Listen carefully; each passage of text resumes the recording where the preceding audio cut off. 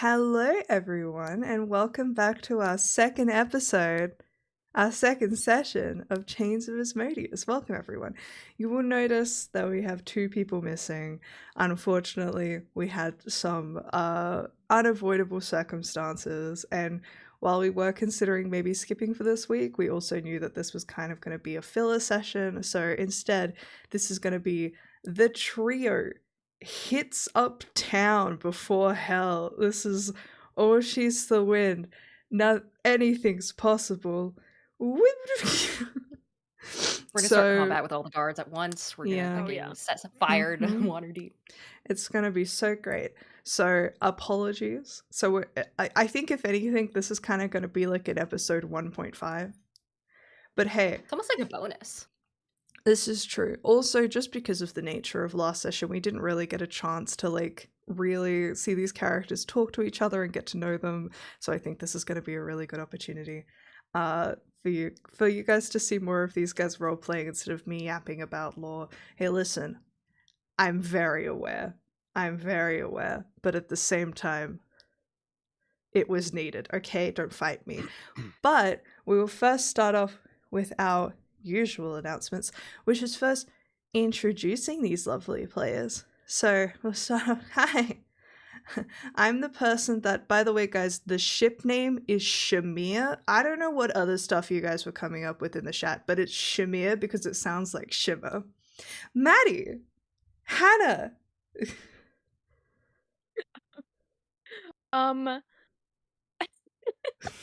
Hi, I'm Hannah. I'm the player that thinks it should be Yilo, personally, but these guys are against me. Hannah! Diana! Hi, I'm the player who's going to be referring to it exclusively as the Sham Wow ship, Diana Faye. Apollo, what's up? Hi, I'm Apollo. I'm the player who's going to keep referring to it as these goddamn lesbians won't let me get my work done. Up. Oh no, there's nobody else to throw it to. Back to you, Maddie. Hey, thanks. Thank you so much for rejoining us today. Also, please see the content warnings in the top right-hand corner. I'm almost there. I did it. Because we want to keep you as safe as can be. So essentially, this just acts as a laundry list of all of the possible content warnings that are going to show up in this particular campaign. This is a grimdark fantasy. It won't really. I don't think it's going to feel like a grimdark fantasy today. I mean, something might happen. Sometimes I get bored and I just think, what if I did this? So I'm not gonna. I'm not committing to anything. So. Also, you should totally join our Discord. Our Discord is where people post memes. It's also where we collect questions for our Q&As, which will happen every now and then. It's really fun. You should definitely join. It's a good time. Also, don't forget to subscribe to my YouTube channel because that's where you're going to find all of the VODs. You can support the channel. I really appreciate it. It's a good time. Other than that, I think it's now time for the recap. Apollo, take it away. Hello, everyone, ladies, gents, everyone in between, and everyone as of yet undecided. Welcome to the recap. This is not going to be your traditional recap. Do I know what happened? Vaguely. What we're going to do is we're going to go through this notebook of 2 pages. No, fuck, I dropped something. Don't worry about it. It's fine. We're on track. We're going to go through these 2 pages of notes, and we're going to see what I can decipher from the fuck I wrote down. The current year is 1494 DR. We are post-fall of H3ll. Pre-Baldur's... I don't know how pre-Baldur's Gate... H3ll fell, okay? Girl, in hell. Hate to see it. Zariel had a whole moment. The Sword Coast is having a rough few months between this and the events of Baldur's Gate 3 happening concurrently. Let me find Enver Gortash. I'm fighting his ass. So basically, we all know what happened to the fall of H3ll because we love falling civilizations. Karsus, a little bitch boy. This is what happens when nerds get power. I imagine Karsus as like the magical Elon Musk of his time. He was like, I'm going to become a god. And he did very briefly, and he made it horrible for everyone. And not only that, he caused the plots of both a video game and a module. Oh, wild. So, part of his soul that wasn't unmade, wasn't turned into an elder evil, wasn't put into a crown because he's a diva. Part of his soul got sent to hell. It's called the Unmaker. If Asmodeus finds that shit and he's like, oh my god, I can really use this soul. It's bad for everyone involved, especially for me because I have plans for the world. Anyway, a lot of us got our families murdered or involved with the cult of Baal. Baal, murder god, but also there's really cool like links between like the Semitic god Baal and how that eventually turned into like the interpretation for the D&D god Baal, but we're not going to get into that. That's a whole other. I do not have time for that, Maddie. I'm so sorry for that. I just had to let it be known. Anyway, so first of all, the trio: Shiloh, Emir, Meknon. Oh well, fuck it, Meknon show up to a cathedral type space, and we are met by a guy called Zythan Avost, a silko ass looking twink. I don't like him. I think that Meknon, much like Apollo, will fight a twink on sight. Anyway, from there we were brought to a cathedral. I'm not looking at chat. From there we were brought to a cathedral of Kellamvor, where Calethrea, high priestess of Kellamvor, was chatting to us. She's a goth girl, so love her. However, she does have quote unquote an elf ass name, which I do love that. Anyway, so we were told that the ritual to get souls out of hell will require a lot of batteries. These batteries can be these batteries are very powerful artifacts. The more artifacts we collect, the better our chances of getting out of the hells alive and intact. There's an oasis in Nessus, which is the 9th and lowermost part of hell. Almost said circle. Oh my god, not the Divine Comedy. Girl, Dante. Oh, can we find Dante? Anyway, this little location will act as the location for the ritual to get out of hell. Now, the souls, because all of us have family that we need to get. Mine is in the ineffable trove in Minoris. Love that for me. Love that for me. I imagine a big Scrooge McDuck kind of money pit with a soul. Tell me I'm right. Emir's Maddie's brother redoing her notes right now. Emir's is in Avernus among the ruins of war machines. Hate that for him. We do not stand the military industrial complex. Raimi's soul, or her own soul, is in the Agora of Floating Knives in the city of Dis. This also a city in the Divine Comedy. You'll love to see it. Oh my god, it's like people were reading their books. Agora of Floating Knives. I don't like those words. Floating knives? Why are they floating? Gravity? Come on now. Sir Isaac Newton did not die for this. Saltz's soul is in Cania in the Frozen Sorrow Mine. Much like Apollo, Meknon does not like the cold. We are melanated people, and I'm also cold-blooded because I'm a dragonborn. That's nasty. Don't bring me there. What if I get sleepy? Shiloh's soul, there's some guy called Tobias. The relationship is not really known. The vibe is kind of lover, but like a rival lover. It's giving enemies to lovers, and I'm kind of living for it. Anyway, they are in, what the fuck did I write? The elemental preserve of Phlegethos. Phlegethos, River of Fire, love that, all that. It's a prize in a game, which like, oh my god, imagine.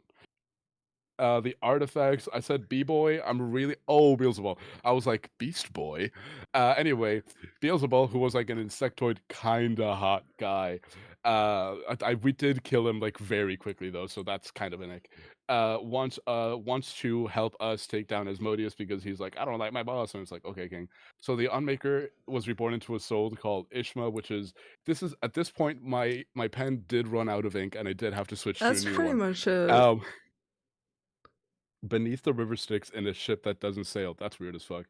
And then we got some locations for some of the troves. That's where we're at. Alright. I'm out of breath. If any of you guys watch Dungeons and Demigods, it feels like Faye's in the room right now. I think the halfway through random lore dump, it felt like home, and I can feel her presence in this room tonight. Thank you so much, everyone. Thank you so much, Apollo, for that detailed recap. Please don't ever make me do that again. Maddie, okay, baby. So okay, baby. It's okay. Maddie, I'm shaking. I'm also sticking chunks of what was said just in chat for people Real. to reference should they wish. Love that. On that, I think we will begin where we finished last time, which is in the cathedral, the temple of Kelemvor, the rotted body of the avatar of Beelzebul having sunk down into the ground, dead. All of you breathing heavily, that kind of unspoken ease in which all of you work together to kill this, lingering in the air as silence falls, apart from the breaths of all of you and the quiet groans from H3ll as she kind of pulls herself up into a sitting position. Oh, that was a bit dramatic. You had a hold on him? I thought maybe you would be... Like, the circle seemed pretty good, watertight. I thought it was I tight. thought so too, but it seems that his power was able to transfer closer to the material plane than I had previously thought. Perhaps he's been doing deals here lately. That can sometimes happen. Right. I kind of look around at the rest of the party and I go, maybe we should go. I think that's best. And Shiloh kind of wipes some of the goo from Beelzebul off of her, quite disgusted that her garbs are now covered in this insectoid gunk, and kind of flicks it to the point where it like actually scatters onto a couple of the other players. She doesn't seem to care. She goes, I think it's best that we remove ourselves from, and points just to H3ll and be like, this. Do you need anything else from us? Well, no, not really. I mean, basically, its next step is opening up a portal to Avernus, though I would prefer to get some rest before we do that. It also means I can gather supplies and whatever we need, and she kind of looks over to Zythan, who is just kind of like shaking himself off, but looks calm again, and just says, yes, also I need to do some rituals of a kind to hopefully find out some descriptions of whatever items we're meant to be looking for. Location is helpful, but it could quite literally be anything, so I'd appreciate a name. I'll see what I can do, but it will take the night. Plus, I'm sure you will all like to resupply, find a room somewhere if you need any recommendations. I'm sure H3ll can help you out as a local. Apart from that, I also will have some items to give you all to aid on your journey and to also help you maintain contact with the Conclave. We are very well connected, so we would be more than happy to help you with whatever you need or require while you're in there, at least in a material way.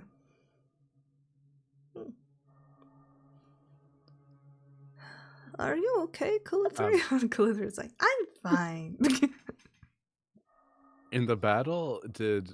Oh, wink, 1 second. Zythan. Did Zythan... He ran up. What? Did he ran up to cast spells, or was he trying to scrap with Beelzebul? I don't remember what he did. He came up and cast a damaging spell, and he participated in said fight. But it took him a second to get there. I think he rolled like really bad initiative. I think I'm just gonna like tower over him. I want some of the goo that Shiloh flicked on me to just kind of drop from my face down to him, and then I'm just gonna look down and say, "Will you be coming with us?" No, I won't. You rush. You are an academic. You are not a fighter. If you are going to enter the battlefield, stay back, cast your magics, and wait.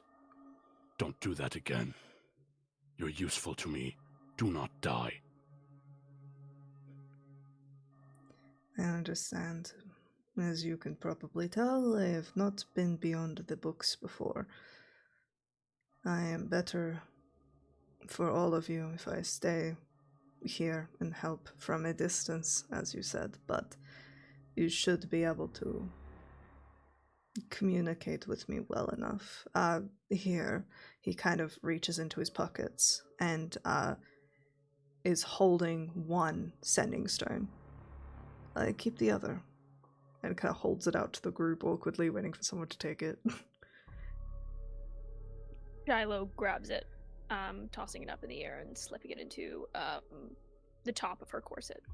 You will only be able to use it once a day, so please remember that. It will be useful. I have to collect it, but we will have an item, a chest of sorts that sort of lives on a demi-plane, in which we can pass objects to each other. So we have a list of items or scrolls or commissions we can give you.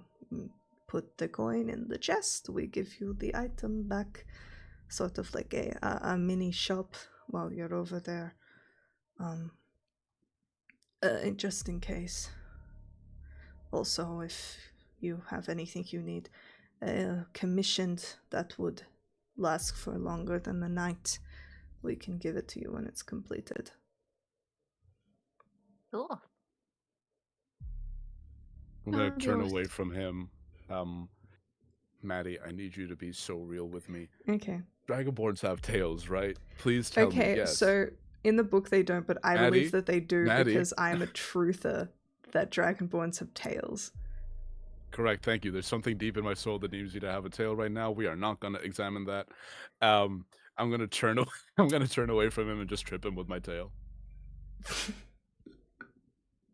I'll roll a dex save for the wizard. Oh no. What's like He's gonna take a single falling what's like damage your and spell keel save? over. My spell save? Oh shit. I'll tell you right now, Jesus Christ. My spell save.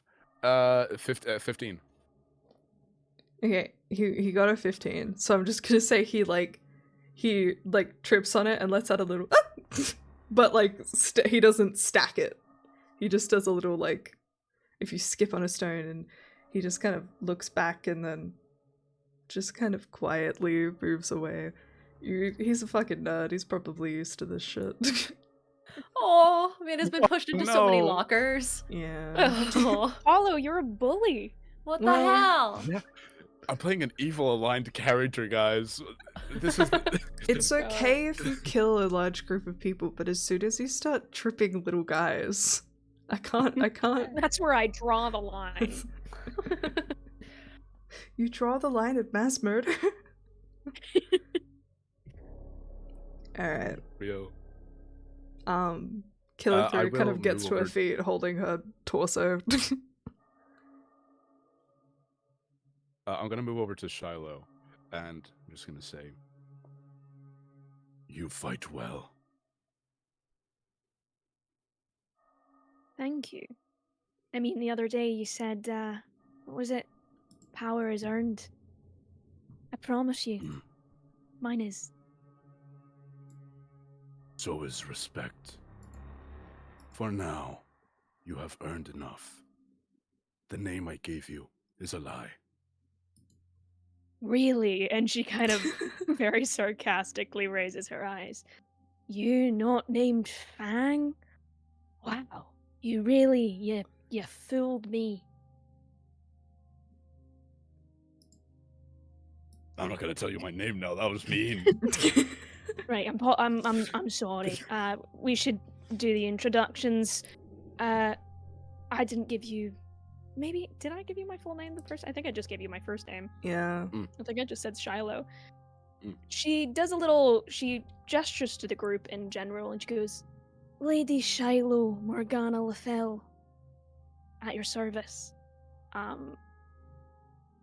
I think Macnon would recognize that last name. I would say roll me a history check. I think it is my absolutely God. possible considering Macnon's interests. Come on, new dice, don't. That's a 3 on the dice for a total of a 4. No Okay. clue. No clue. I would say like I would say all it does is you know that it sounds like a name that could be real, and you're like, oh, she's obviously nobility. No fucking idea where from or how, but you believe her. She looks I'm like a whoa. little. Multiple She barrel looks- name, you must be important. She looks a little disappointed that Macnon doesn't recognize the name and stands up and dusts herself off. And you are? Name and title. First, I'll say it in Draconic. Full disclosure, I had a tab which is like the High Valyrian translator, but I've lost it and I can't find it again. So, in Draconic, I say this, and then looking at like, oh, okay, none of y'all are down with it. None of y'all speak Draconic. I am Macnon, Dragon Slayer of Timanther, leader of Clan Rochefer, warlord of the Sundered Fang. Can I roll history to see if I recognize that? Yeah, go for it. Alright, let's see. That's a 14. You've heard of the place. Uh-oh. Definitely. And I think both of you are of the thing of like, I believe you that I believe that you are definitely important, but you just haven't heard of the exact name. Geographically, we're like on other ends of the continent. Yeah. So it's like, oh, You don't maybe. really you don't affect each other politically. That's most likely why. So when you hear the name of the place, you're just like, oh yeah, no, we didn't really pay attention to that end because it didn't affect us. Got it. Shiloh's gonna tip her head to the cleric not too far off and go, well, if we're doing introductions, my lady. Oh, my lady. She kind of shoots you a very, like, blood-soaked smile. She's still got little bits of gore from her earlier vomiting. She doesn't seem to care, though. And she sticks a hand straight out, like, comically out towards you and goes, Raimi. That's it. I don't have any cool titles. Sorry. Shiloh does the thing where she offers a hand, not in a handshake so much as she expects you to take it. Oh, she tries to, like, dap you up, but, like, upside down. She, like, she kind of, like, slaps your hand around. Oh, And is then, this- Apologies. You know, I've taken a multitude of etiquette classes. I've never experienced that one before, so thank you for. yeah, me either. the- Secret handshakes, though, right? And she turns to Macnon and she goes, honestly, though, I will say you don't really look like a Fang. Or a Macnon. You look like a Spike. Like, kind of tough. I will thank you to use my name. The full one? Fang. And, Macnon is okay. I'll raise up, like, one of my arms, where you see, like, the bracer that has, like, a fang coming out of it. Like, very Batman having, like, half batarangs on the bracer. I say, the fang is for the first dragon I ever killed. Who you killed? More than one, less than 5. The 5th one got away. Is he lying? Okay, I'll say, Macron, roll me a deception or persuasion check. You do not have to tell us which it is. And Diana, roll me an insight check. This can be above Oh, table no. because it makes sense. Dirty 20. Dirty 20 as well. No! Okay, do you guys want to do rollies or do you just want to roll again? Or you can let's do settle rollies. for... That's fun. Okay, roll Okay. is just flat d20. Just straight up. That was at 5. Okay, don't fuck it up, dice. Come on. 17. Alright. Let's fucking go. Man. So I'll say, Apollo, I'll leave it to you, but essentially, what do you Yeah, think? I think, What do you think she sees? You see there's a playfulness there, which it's like, there's a playfulness that has come on because of the post-battle adrenaline. Like he's been a little bit goofy because that energy just kind of has to leave him for a second. Like I think you get the impression that fighting for him is a lot of fun, and he was just in a very fun headspace, so now that's leaving him. But he is 100%, he's not lying. He's being playful, but he's not lying. He has killed at least one dragon. How many the number is for sure? Damn, who knows? Raimi's kind of like, you see her eyes widen a little bit, and she nods so seriously. And she goes, "Okay, well, man, all right. Hey, I don't suppose," and she kind of turns to the high priestess and goes, "Before we leave, can I, get some like things that I might need, like some incense and like." She kind of points to the symbol of Kellenbor on her shield, and she goes, "Yeah, besties, right? Like I can probably go up and grab some things from the closet, yeah?" Yes, of course. They're all 4 followers of his lessons to use. Okay. First cupboard to your left, you'll find anything that you need. And she immediately like turns around and starts, instead of walking, skipping towards that immediate closet, and she throws it open. I will say, Diana of the Rose, that because Hello. I believe in the fairness of connections in this life, the money you had previously spent on cleric supplies, you can put back into your inventory as you have you are a cleric of Kellenbor, and as is Kayla 3, and that particular connection means that she and the temple are very happy to give you these items for free. Oh my god. Okay. However, does... there is a little donation box out the front if you just want to like chuck a couple copper in there, just for good faith. Good faith, pun intended. She, and you guys can see this from behind, she just kind of like swings her backpack off her back, and then holds it open, and then just full arm sweeps like 1 or 2 shells completely at random. She picks up like what looks to be a very expensive looking block of incense, like a tinderbox that accompanies it, that's got like a symbol of Kellenbor on top, in nice gold foil. She's got like a whetstone and a little bit of sealing wax, just little bits and bobs that aren't particularly magical or special, but and then she kind of walks over to the donation box, and she just kind of like pokes in a little bit, kind of tries to see as best she can into it, and if it's not attached to the ground, she'll like pick it up and shake it like a Christmas present to try and hear how full it is. Yeah, I think it's like one of those ones that's like got a little chain on it, so you can like kind of pick it up and give it a shake, and it's got a couple coins in there. It probably gets emptied every day, and it's not too far into the day.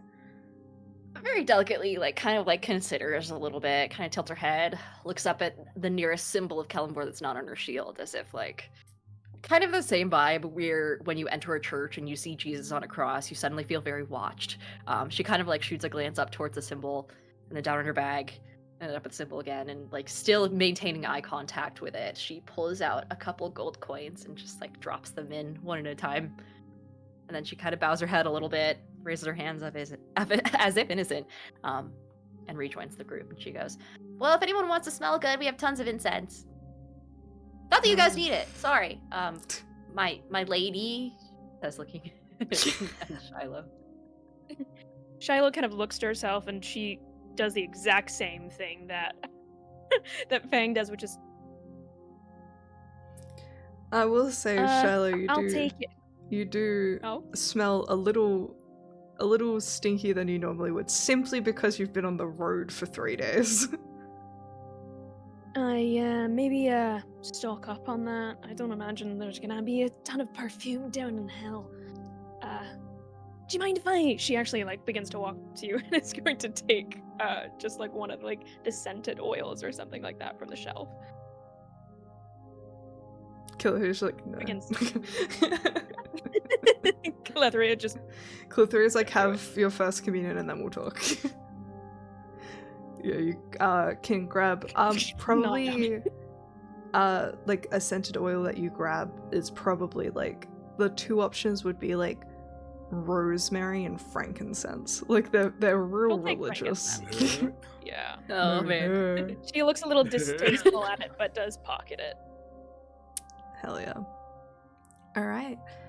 And kind of as you guys settle back, Calithria, now on her feet, you can see she's healed herself somewhat, just says, all right, so I guess we'll see you tomorrow, where we will begin our journey. Now, we will be arriving in Avernus, where my barge will be waiting for us, which we will use to sail the River Styx, and we'll also... Oh shit, you have a yacht? I wouldn't call it a yacht, more like a small warship. Oh shit, you have a small warship? Okay. Yes. It does mean it's a little bit easier to traverse the hells, though. Not easy at all. And you'll also get to meet my first mate, who will also be accompanying us on the journey. Really, I will just act as your guide and a carriage driver of a kind, to sort of drop you off at the places and stay on the boat and let you potter around and grab your souls and your items.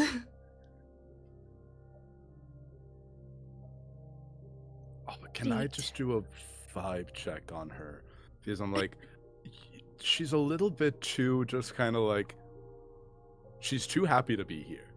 She's very on board with like, hey, let's go to hell. I'll be your chauffeur. It'll be a great time.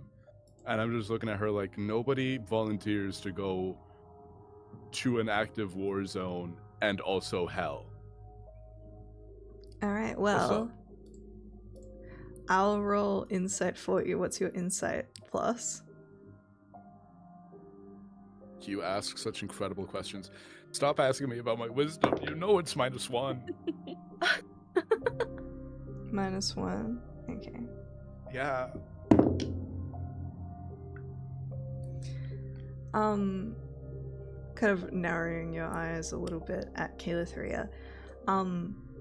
You know that she did mention that she was an expert in the hells and had visited many times and had petitioned her god to let her go. So essentially, she is extremely interested in the hells in like a hyperfixation way. She just thinks it's neat. And most likely there is a certain attitude one must have in order to survive the hells and maintain your sanity, and she very much kind of gives the vibes that she very much rolls with the punches and is just happy to be here and takes everything on the chin, because to do otherwise would mean she would have died a long time ago. MacDon looks at her, and like MacDon has that like MacDon, mechanically I'm not a barbarian, but MacDon does kind of feel very at home and very happy in war, and I think he just looks at Calithria and he's like, oh, you a freak like me, respect, and will just nod and start walking and saying, on lodgings, where can we bathe? Well, we don't really have... We have maybe a cot in a room somewhere, but you're probably most likely to be far more comfortable in one of the inns. There's, if you head into the castle ward, there's plenty of shops, and also the Yawning Portal, which is sort of the inn for adventurers. And there's also a travelling seaside carnival at the moment, and there's a big sort of a ship that is also an inn that I think is also like a gambling house. At the mention of the carnival, you can feel a shift from Raimi behind you. You're not looking at her, but you feel like she's getting excited. Apart from that, if you're looking around the castle ward, there's plenty of shops. Usually the most popular is one of Aurora's shops. Can all of you roll me a history check? Low DC, if you know anything about thank anything. God it's a low DC. 18. Thank God it's a low DC. 11. 10 and a what? What'd you get, Hannah? 11. 11, cool. Yeah, all of you know.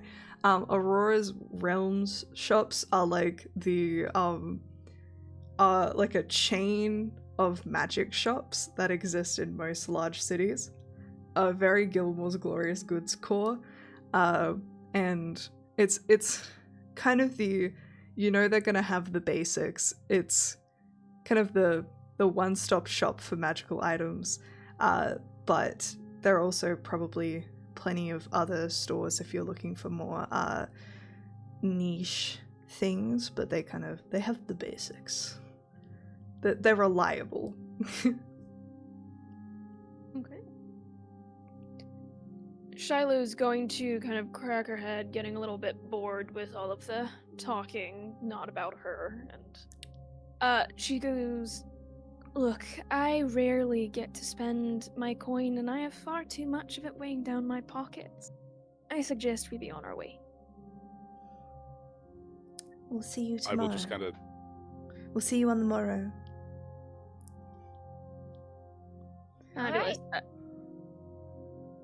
Raimi, why don't you lead the way if you Oh, know where to go? yeah. And she kind of turns and she goes, Kellenbor be with you. And she like taps the priestess on the nose a little bit, like a boop. And then she turns on her heel and then starts leading the way back up the stairs. Shiloh is very excited to be getting out of this place. Yeah, I just start walking. There's a tattered robe somewhere. I'm like, I'm gonna need to get a new one of those. The fuck. I just kind of rub some like blood go off my face, kind of lick it. I'm like, okay. And then I just keep going. Oh. Alright. So, as all of you step out of the temple of Kellenbor, the hush of the city of the dead gives way to the vibrant pulse of the city of Waterdeep, which is where this particular temple was located. It seems to be mid-morning. The sun is spilling in, and you can all see the large stretch of the City of Splendors. So, have any of you been to Waterdeep before? No, not personally, but I would assume that I would have sent a scout out here a while ago. You probably would know more about like the political landscape than like, where's the shop? Yeah, I would imagine that I've had some form of political dealing here, some gala, something that she's attended over the years. She's been around a long time, so You've probably most likely been just like to the palace, if anything. Probably the two of you would know. Most likely, Raimi, you're from Baldur's Gate, right? Yeah. Yeah. You would know of Waterdeep, and simply that like Waterdeep is the metropolis to Baldur's Gate's Gotham, if that makes sense. Which is that they Lovely. respect and hate each other, in like a goofy way, like a football team core, and so most of you would be aware of the fact that Waterdeep does not have a king and a queen. Is ruled by a group of masked nobles that act as a council. No one knows who is on the council, but some people kind of know because it's gonna but technically no one is meant to know who is on the council. And there are a lot of noble houses in Waterdeep that mainly work with like merchants, and some of them work closely with the magic guilds or with the docks and transport. Those are kind of the main outsources of this place, is magic and magic school and magic items and that whole shindig, but also a lot of merchants and sailors also operate in this city. It is a large city, very prosperous, very rich. It's a vibe. Get into it. But yeah, I would say all of you, at least the two of, definitely Shiloh, you would be aware of the castle ward and what it is, which is the main central ward of the city, which basically everything is in, that you guys would be after. Right. Shiloh, kind of beginning to recognize the streets and the stones that she maybe walked through once 2 decades ago, begins to kind of pick up pace and is going to head and kind of, having asked Raimi to lead, but leading herself in a way, keeping stride and kind of pushing them forward towards, we'll say she goes to the castle ward specifically, with her mindset on some magical items. It's almost like a kid following a parent at Disneyland, where you definitely know where you're going, and Raimi kind of like skipping ahead every once in a while, looks around at a couple different alleys and potential side roads, and then just kind of looks at you and waits for you to pass her. And then she skips ahead again, and then like pretends like she's been going that direction the whole time. It's just like Shiloh a Baldur's Gate local was just like, there's so many dark alleyways and no one's been stabbed yet. This is crazy. Oh my god, a city without a death cult? What are you doing?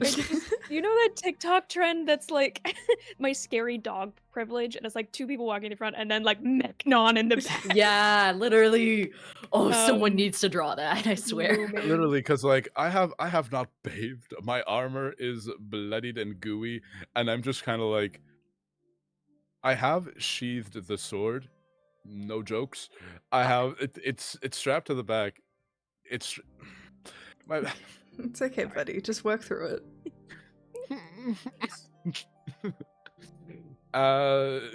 sword is not deployed. That's all we're gonna say. That's what we're gonna go with. It is not deployed. Yeah. It's tough. But I am just kind of. Hope the night is I'm tucked. God. I am tucked and dripping blood and goo. Make Yeah. of that what you will. And I'm Mhm. just kind of professionals, by the trailing way. behind them. Alright. Jeez, that's I'll say Yeah, it's just Raimi jumping forward, and then a very scary-looking goth woman behind her. And then if you think that's not scary enough, a huge, like, giant dragon person walking behind it. Just dripping blood too. As you God. guys are walking, you do get the occasional stare, but this, especially once you guys reach the castle ward, there's a lot less staring, because while definitely humans make up the majority of the population in Waterdeep, they are very used to seeing a extremely diverse amount of people, visitors, or living. So really you just get the stare of like, guys tall anyways, and just moving on. No kind of surprise, more just like bland curiosity that is quickly diminished as soon as you leave their eyesight. As soon as you guys enter the castle ward, Sol and Ymir kind of spot something that they're after in the distance, and the two of them kind of shoot off to the side, heading to their own stores, just kind of leaving the three of you by yourselves. But the castle ward itself is far more vibrant and far more busy than the City of the Dead. Just looking around, you see these extremely busy streets, each of them as busy as the last, rather than a main kind of strip down the middle. It seems that this entire place is kind of bustling with different stalls and shops and all sorts, with a bunch of people walking past on their own business, very much keeping to a certain pace and scowling at any person who deigns to stop in the middle of the street to look at something. The city is very much awake and full of motion. I think Shiloh's gonna take lead and just thinking of the only shop that maybe she recognizes here. She's gonna try and find Aurora's. Is this the name of the thing? She's gonna try that, being like, okay, that's a great place to start off. so she's keeping an eye out for that. Awesome. Roll me a perception check. Or, all right. What are you doing? We're walking That in is the an streets. 18.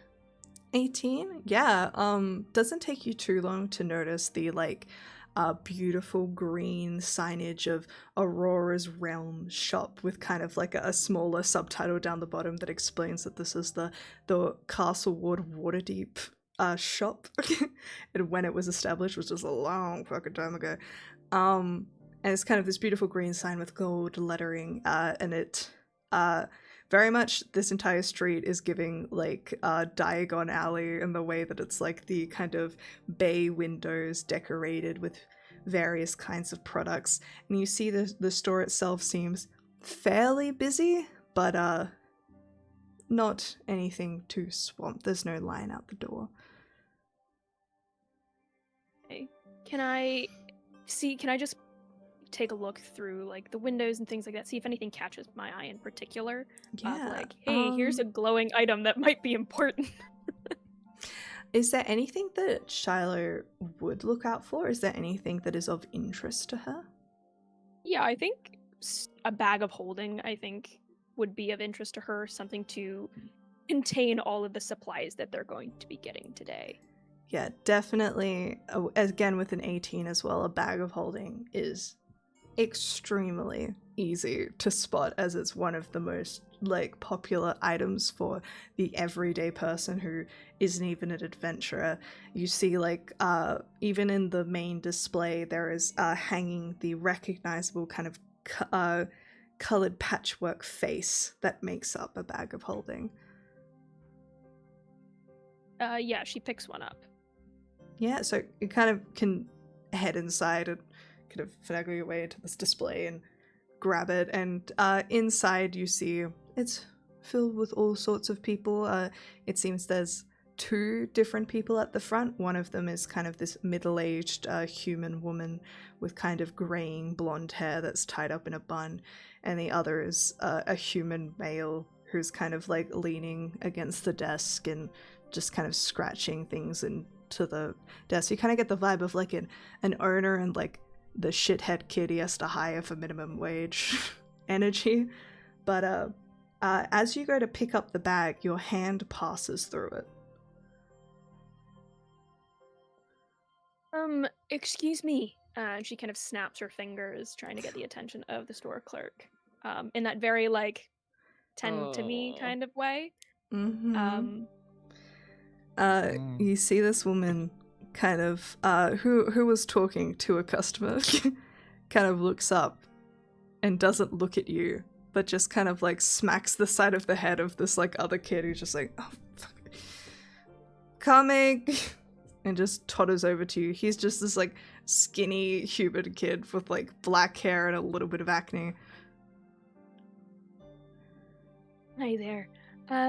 I need a bag of holding, and it appears this one doesn't really exist. So if you could go grab that for me, he reaches for the bag and grabs it.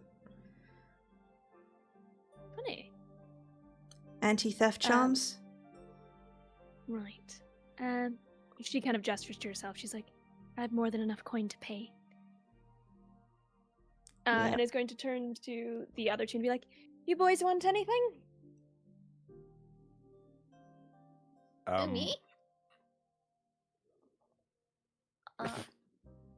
Sure. I mean, do you guys have like a fancy? She kind of looks around at her own clothing, and kind of pats herself a little bit just to make extra sure that nothing was lost in translation between being alive, dying, and then being brought back alive. And then she goes, I mean, I guess I don't have a cape. Do you guys have any cool capes? Like flowy ones? Like... Yeah, we have a few. It just depends what sort of like enchantment you want or how much money you want to spend.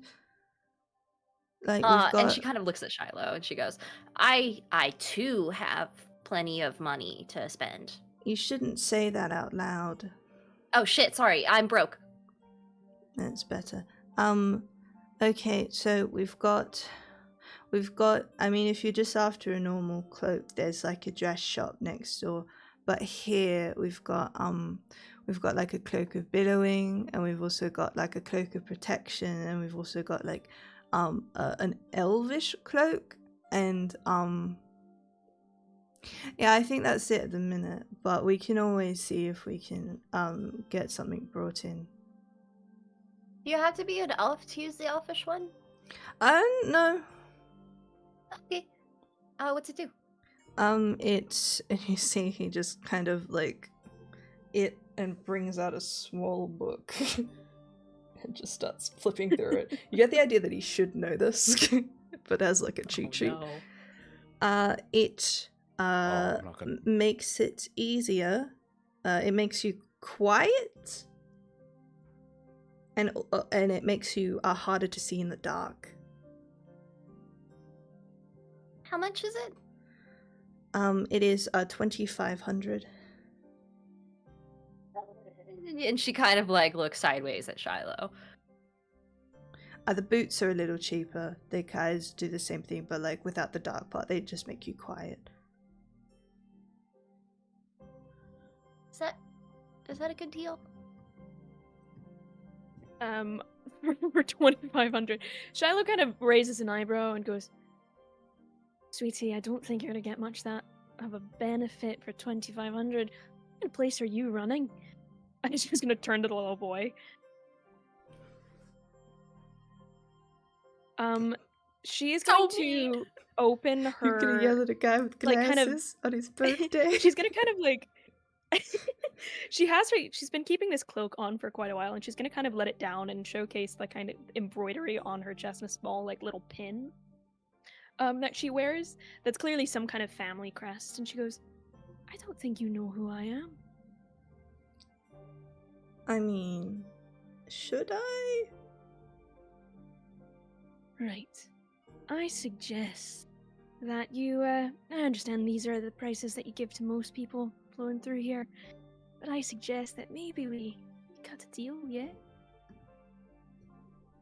She's gonna try again. Cathal! See, he kind of looks back to this No. older woman who's finished her transaction and is now just kind of staring at your group. And you immediately get the kind of like Goddamn. matron bitch vibe from her as she kind of begins walking towards your group. And just kind of like taps the kid on the shoulder and he scampers off to go deal with other people. What do you want? Shiloh looks relieved seeing an older woman.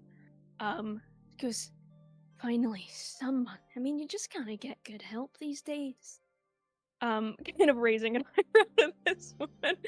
Kind of attempting to relate, in some capacity. And then looking at the two side by side, you kind of notice a similar posture. And despite Shiloh's kind of very young looking face, something about the way that she stands side by side with this older like matron gives you the sense that Shiloh is significantly older than she looks. And she goes, "Madam, I have been here, decades ago, and it seems like the prices have hiked up astronomically. I was wondering if maybe, amongst friends, us ladies, you'd be able to help us out a bit here. My friend," she points to Raimi, "is interested in some boots, and the little boy, he's placing these extortionate prices." Can you roll me a persuasion check? Absolutely, I can. Oh, sorry. 21. Oh, no. You layer it on thick and you feel confident. You're like, "Oh, this works for me every time." And then you look at this brick wall of a woman who rolled a natural 20. Just kind of has been slowly raising an eyebrow through this entire conversation and just goes, "Yeah, I can tell you haven't been here in like 2 decades because there's this thing, it's called inflation. Basically means that the prices go up. Also, the Wizards Guild has been on my fucking dick in terms of getting their 10%, so we have to hike up the prices and that kind of thing. Essentially, this is the price you're gonna find anywhere, honey. Most of the time we'll do group dealings that if you buy a bunch of shit, we might give you a little bit of a discount. Otherwise, if you're looking for anything special, we can talk to the appropriate connections, but even then there's a finder's fee. So, are you buying the boots? Or are you gonna continue wasting my fucking time? She tosses the bag to the lady quite harshly and goes, I'll take the bag. Thank you. I'll meet you at the counter. She just turns and walks away. You just hear Shiloh let out a kind of snarl, showcasing her teeth, before laying on that kind of thick smile once again.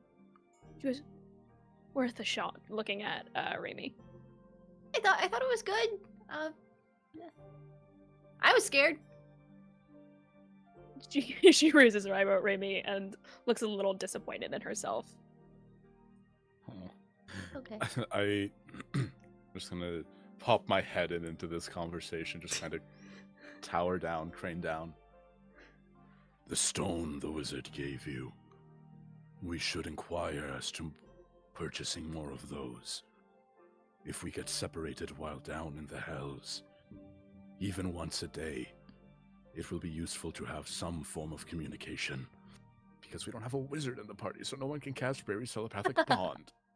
I think bards might Yeah, get that. I Shiloh- could be lying. Shiloh secrets, begins baby. to magical secret. Shiloh reaches down into her top and pulls out the sending stone and kind of flips it in her hand in a kind of like in between her fingers and back again with extraordinary grace, and she hands it to you, Macnon, for you to inspect. I'm just gonna turn It's a it little around, warm. I'll sniff it. Don't Right. sniff. It was in her tits, dude. Oh! Ah! It is Women's History Month. Apollo. Oh, fuck. I fucked up my shoulder when I rolled back, so it's okay. I don't do that. I Shiloh don't raises an sniff eyebrow it. and she goes, "At least take me to dinner first." Jeez. It's okay. You No. look at it. You look at the stone. Yeah, Looks magical. do I see it? Do I see like, oh, fucking no shit. Maddie, no shit. Are there other stones of this kind in the shop? Looking around, I think in one of the display cases you do see a couple of sending stones. What's the price on them? So per pair, they are 800 gold pieces. Okay. And it's not. It's chat. We have so much money. It's so funny that we were given like it's 2,500. It wasn't. We were It all wasn't like, my oh, fucking no, choice. no, no, no, no. The book made me. The book. Yeah. Wait, come. If you want to buy I one, I'll will- buy the other. The book made me. Yeah, The I'll book turn made to Raymond me and I'll do say, it. Yes, we should at least have a couple pairs in case we split up. And then the individual to contact the wizard. Man, you Guess really I'm don't like that awesome. guy, huh? What exactly is your problem with magic casters? Or is it just wizards in particular? It's just him. Oh. Right. She holds out a tries hand to for the stone back. I'll put it back in your hand. And I'll say, I do not like puppeteers. I also do not like those who do not show proper reverence. and I'm just gonna make eye contact here, like looking at the family crest, like picking up of like, no, I know that you're important, and I just don't know who the I'll fuck just you kind are. of, I know that you're important, so I'll just make eye contact and I'll say, They should all be bowing to us, and they treat us like commoners. I do not like this city. Shiloh raises a eyebrow of, oh, okay. I'm first for people that got started off on the wrong foot. I didn't She's realize like your kind of game. feeling Mechnon right now. Sorry, I she's was not like- aware of your game. She kind of tosses her hair back a little bit and goes, I couldn't agree more. I would like to fight a lot of people in this city. One kid grabbed my tail, and I could not fling him off it because the police were right there, and I do not want to cause a scene. Don't fear for children. Someday, I will burn down that child's home and that family's home, with all of them in there, ideally, with my acid. I need to go find a blacksmith. Magnon, I think we're gonna get on swimmingly. She smiles wickedly, showcasing the kind of bright fangs. I'll return the smile with just a little bit of acid. As Mechnon and Shiloh discuss the Widowgar special, Raimi, what are you up to? I think as they're kind of like talking, she's gonna very slowly back away from them and just quietly tap the kid on the shoulder and ask politely for the cloak. Do you have it in blue? I think I could ask. I mean, I think it comes in green, but sometimes you can change the color. She doesn't say anything. She just keeps smiling and staring, like expecting you to just kind he of. just kind of like moves over to like some like coat hangers and kind of removes this cloak that you see is extremely detailed and very beautiful with its kind of very intricate very elvish style embroidery, and you see it as kind of this like deep forest green, but he kind of looks at it and goes, I mean, we could talk to the enchanters out back and see if they could make it blue. I mean, it's not a hard enchantment to do, because you can't really dye magical items because they can't be destroyed, so... Okay, blue or white? Either one. Thank you. Okay. Should I put it at the counter with the bag? Maybe separate from the bag. I don't think she wants me to. And she kind of looks back at the other two. They're still staring at each other, just being like, yes, we're gonna burn this city to the ground. They're kind of having a moment. I don't really want to, like, I'll be separate. Thanks. Alright, I'll get a quote for the color. Okay. And he just kind of... white. I think white is good. He leaves, and you see him like kind of head out the back, obviously, to talk to the enchanters to see what they can do. Yeah. I don't. This will be a very, very standard transaction, so I will buy for sure one of the pairs of sending stones. Mhm. If anybody else wants to split it to get the other pair, that's fine. Awesome. Okay. So Raymond's gonna come up and be like, and we'll never stop talking to each other, and you can tell me all your war stories, and I'll tell you all my really cool stories that are definitely just as fun as war stories, and then, like, we'll never be able to stop talking to each other. you can tell you're already gonna start regretting this decision. Hey, But it she's so can happy only be about used it. once a day. Thank fuck. I think I'm not saying that, but Mekdon is just kind of like in their head, only once a day, only once a day, only once a day. If we just... And I think I'm genuinely weighing up the pros and cons of what happens if we split up. Are we gonna get into my head? I just say, make sure she doesn't get one of the pairs. It's just that easy. It's just that easy.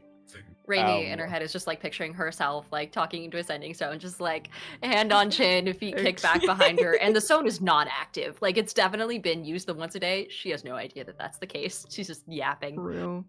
God, I love Raimi so much. So the two pairs yeah. of sending stones also get put on the counter. So far we have Raimi for a cloak, sending stones, we have a bag, and we have sending stones. Is there in Aurora's? Is there a place where I could get an enchantment on a weapon? Or would I have to go to like a blacksmith for that? You can do that here. It looks like they have like a little sign that just says, "Is your sword not hitting as hard as you want it to? Our enchanters can work with you today."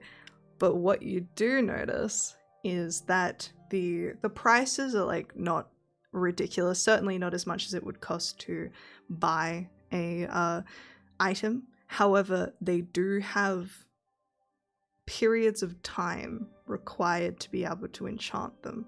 But you do see a little asterisk down the bottom that said prices can be negotiated for expedited delivery. Oh, God. Okay. Yeah, unfortunately, rules is written. That shit takes a long time. Otherwise, you could buy a new weapon, which would take no time. Yeah, but I named my sword. Yeah, I Maddie, know. So I I'm know. emotionally attacked. I'm emotionally attached to it. What's the info here on price for enchantment and expedited enchantment process?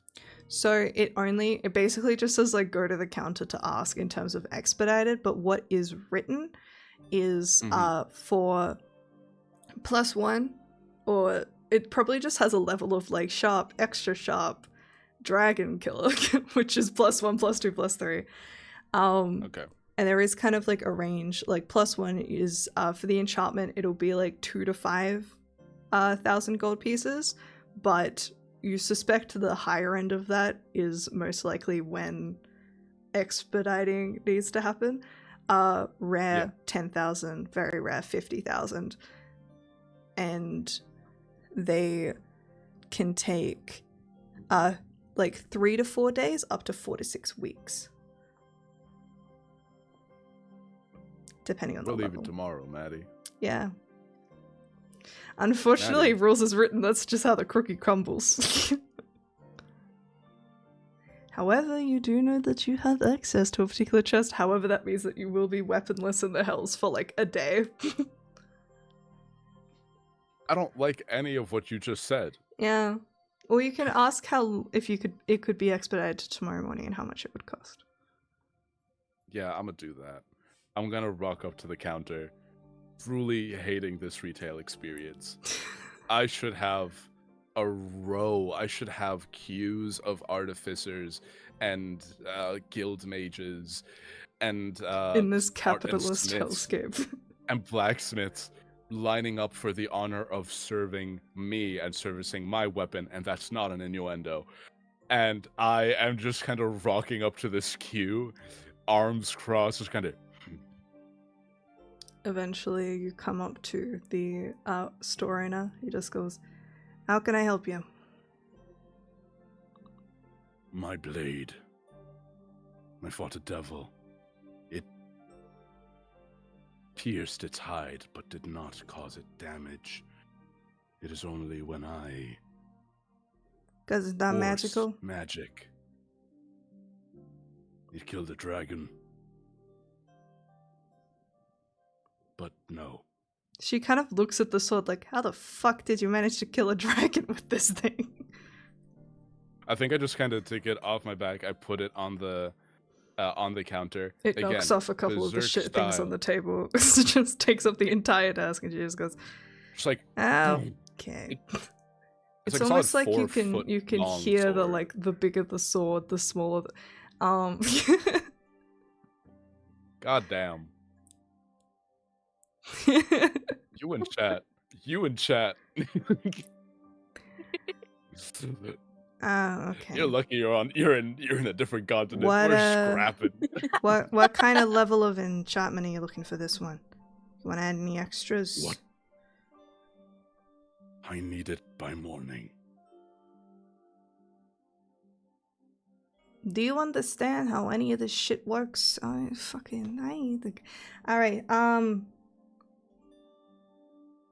in order, first of all, level 1. That's all I can offer you in one day. Okay, 1. And I'm gonna have to hire about 3 new guys to come in on top of the rest of them and have them working through the nights. So you're gonna be looking at can you roll me a persuasion check?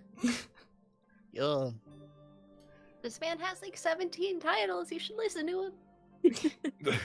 Help action. What do you say? Okay. Oh my god, literally that. Ravy's not super helpful. If it doesn't work, that's fine. There are things you could say, Okay. probably not one of those. The first roll was a 19 on the die. So That's we're what you really just got, hoping because for a nat unfortunately 20. just saying he has 17 names was not enough for the help action. So Awesome. 19 So plus that's a 19 plus 7. So a 26? 26. Okay. She just... Okay, I can tell I think you're I think what it is I just start talking about it, and I think apart from being a buster sword, there's like a No, is there a curve in your Okay. sword, Apollo? Go ahead. Yeah, there is. Describe There's in a curve at detail. the tip. There's a Yeah. curve at the tip. Oh. Okay, it curves at the tip.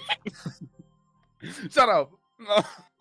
There's nothing wrong with It's that. Ain't okay, nothing buddy. wrong with It's that. okay. It's Ain't okay. It's totally ain't normal. nothing wrong with the Safe curve. Totally space. normal. Fine. This is a Yeah. safe space. Don't you ever feel ashamed of your It's okay. It's okay. Lock in. It has.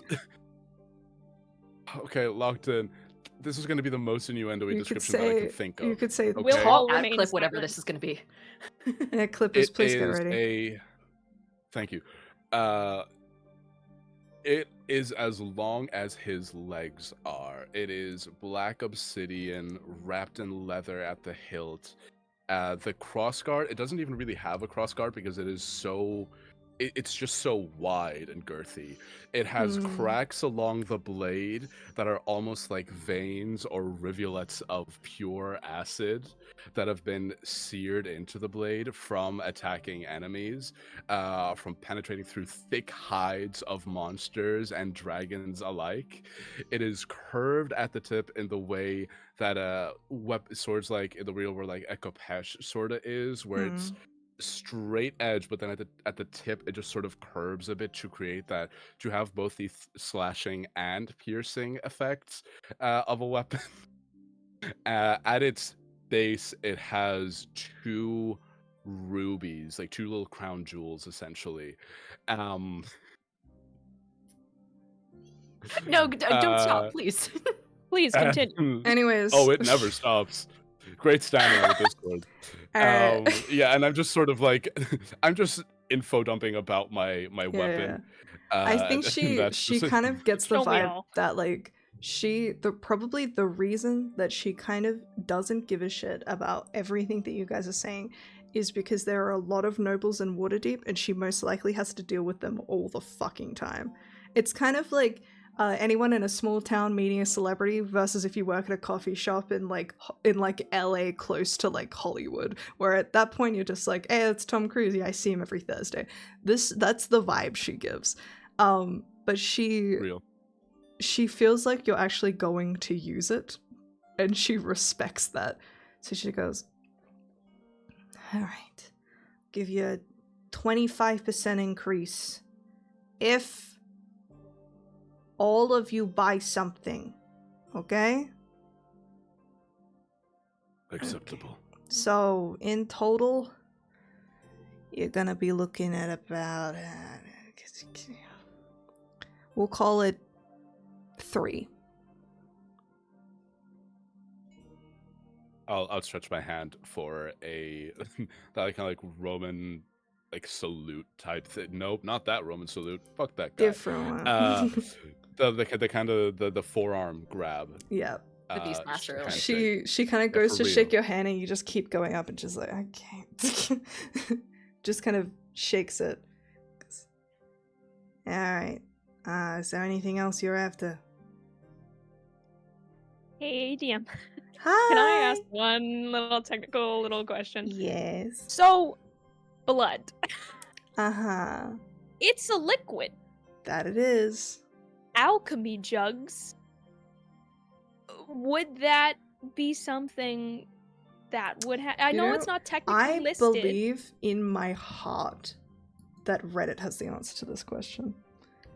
Technically, it's not on like the list of things that Ah. comes out of it. However, I feel like it's a liquid, and therefore maybe it could, a little guy like me, a little dampier, little guy. She's hungry. I'm catching up with Man, I chat. love evil Y'all nasty. campaigns.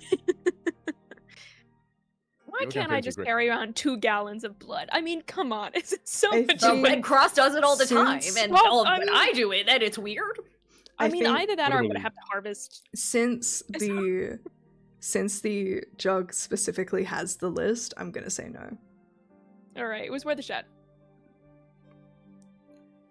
Okay, then I have nothing. Thank you. Alright, so, was there anything else on your guys' list that you were after? If you haven't seen it in the shop, that doesn't mean it can't be found. You can always ask. I mean, looking at the prices you've been giving me, no, not that I can afford. Hey, I listen. mean, the, Yeah. I was kind of looking at the Cloak of Elvenkind, but seeing Raimi kind of just get shafted with these prices, I'm like, I don't need it that bad. I'll roll with disadvantage with stealth. That's okay. I'm okay with that in my heart.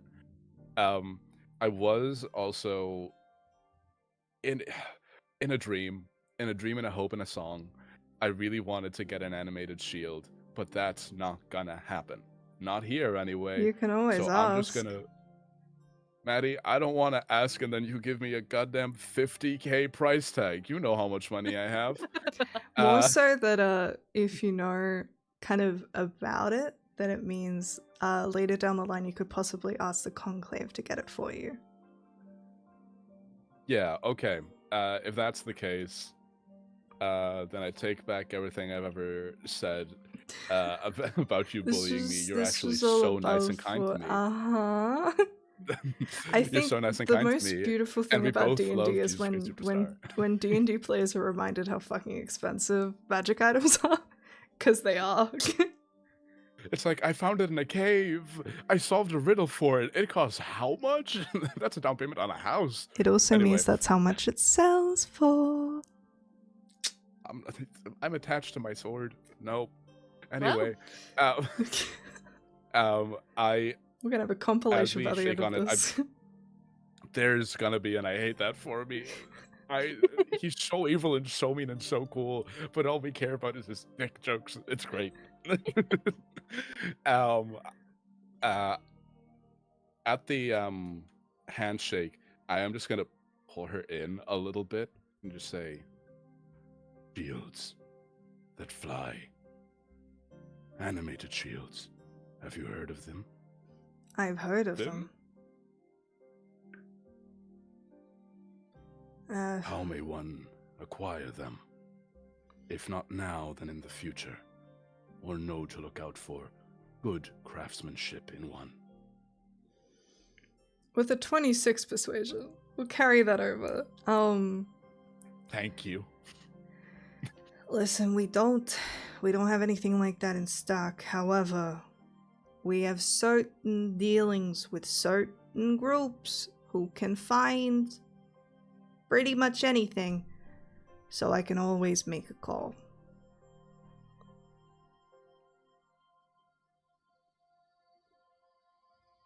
I would appreciate that. Wait here. She kind of like shuffles out the back. The like tired retail worker shuffles. Like as she gets closer to the door, she sinks down more and more. And I think because probably by 11th level, definitely someone has sent him, like, I think he has some rudimentary understanding of how the sending spell works, where like you need like, what is it? I think is it a name or to know the person? You have to be familiar with them. You have to be familiar with them. I'm gonna like find just like a scrap piece of paper. I'm gonna grab like a feather quill, and I'm just gonna write a little note to pass over to her as like, I understand business and I understand favor for a favor. So I'm going to just write down, should you ever need an obstacle eliminated, send for me.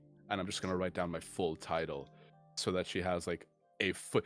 We're working on Death Note rules. She has my full and legal name and titles. And I'm just going to leave that on the counter for her. All right. She heads out the back just for a little bit, comes back out again, and just, all right, they're looking into it, but it sounds promising. Pretty sure they know of a location where they can find one. But, I mean, oh, yeah, this is helpful. She kind of like tucks it away into like a book of some kind. Just says, do you have any, you guys look like adventurers. You heading out? Do you have someone local? We have a priestess that a bug crawled out of. And then we killed the bug, and she crawled out of the bug like a fucked up phoenix. Yeah, okay. Sure. Whatever. I will let you know if I hear about anything, otherwise you might hear from them. I didn't tell them who you are, they just kind of figure it out. Oh, okay. I don't know if you want to reply this. I will want to just see whoever the guys that are being contracted to like upgrade my sword are, and I will just shoot them all the evil eye to intimidate them in a sort of like, if you break anything, I'll kill you sort of way. And then I will just kind of go and rejoin the others. Amazing. So I'll say you feel free to just take the 3k off so you don't forget about it, but realistically she takes half and will take the second half when you come back in the morning to collect it. She processes the rest of your transactions. So Apollo, you would have spent 3,800, but Raimi, you would have spent 3,300. 3,300 and 5 gold pieces for the enchantment to turn it white. Hell yeah. Which they literally just take it out the back while Mechadon is having this conversation and come back out again and it's white. It takes 30 seconds. She is so happy. She immediately throws it on underneath her mantle. Hell yeah. Shiloh, you get charged the 500 gold pieces for the bag of holding.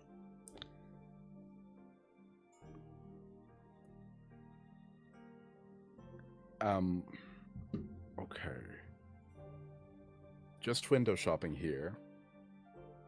In character creation, very generously, you said that if we have spells that have a costly material component, we have enough for one. You have enough for one casting, correct?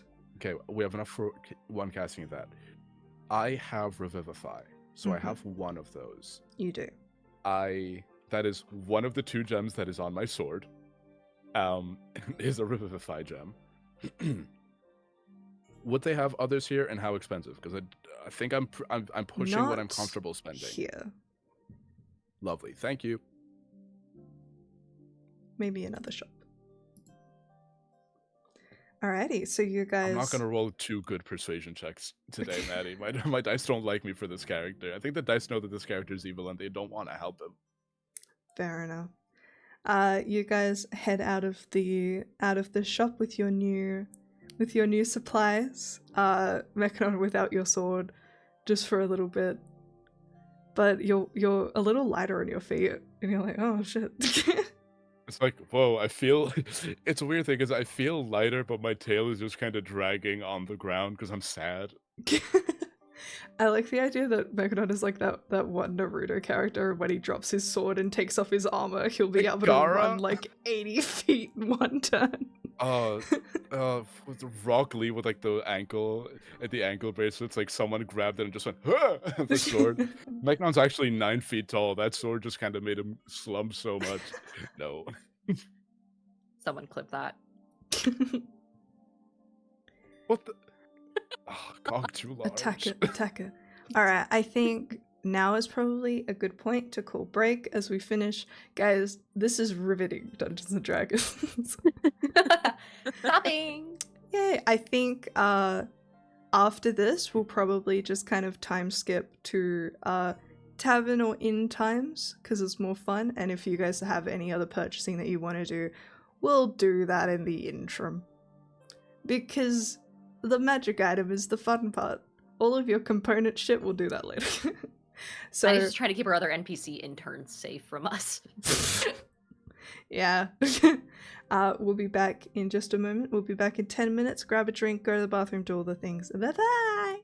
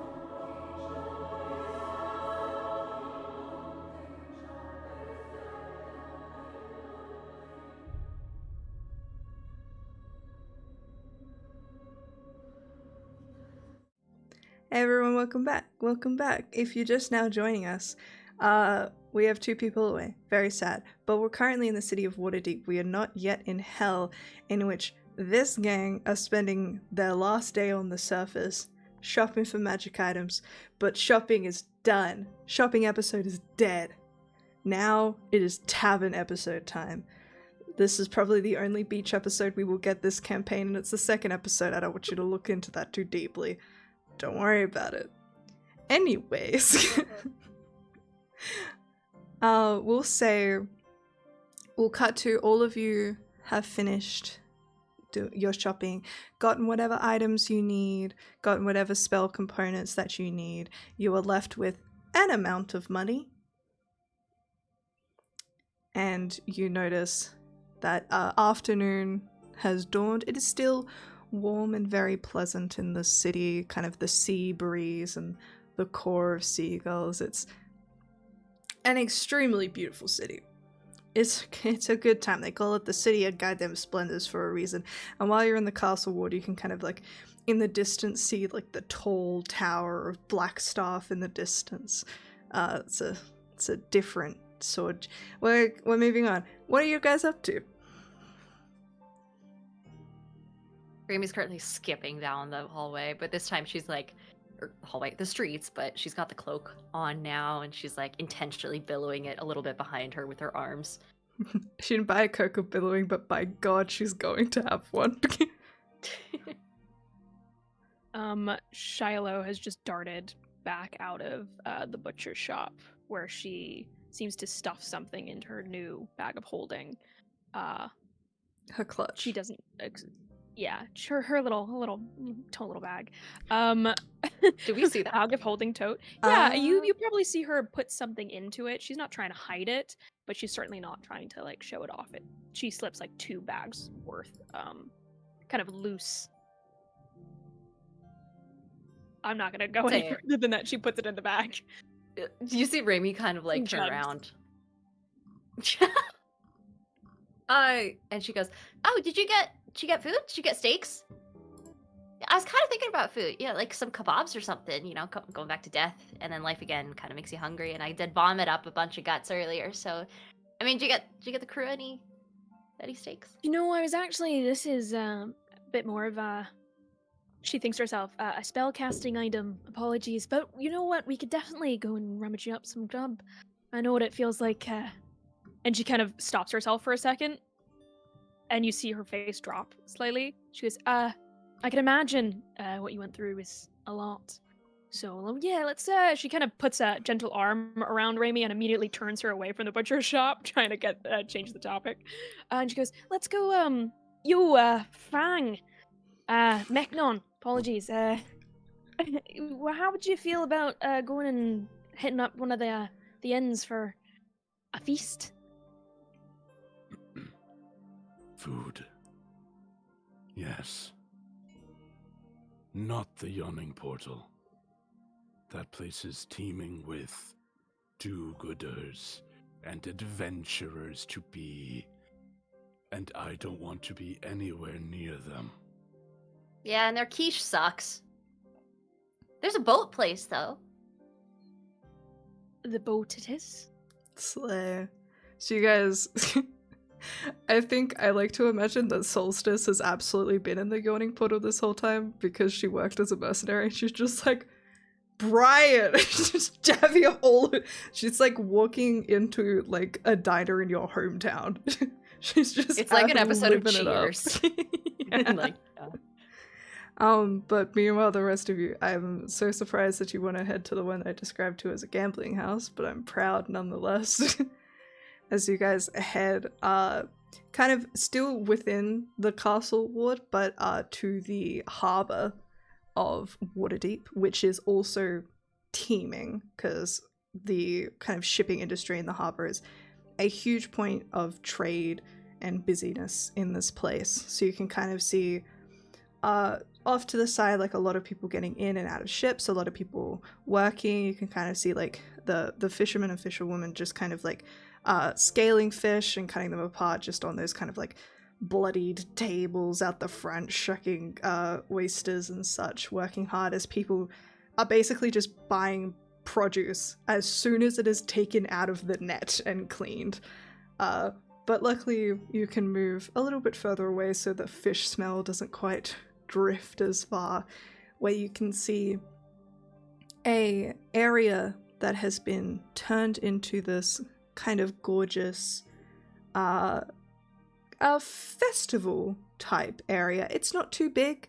There's a couple of stalls that are selling little trinkets, or you can kind of tell that this is like just a little bit of a tourist trap, but not necessarily for but for the locals of Waterdeep, that there seems to be some kind of traveling thing that hasn't been here for very long.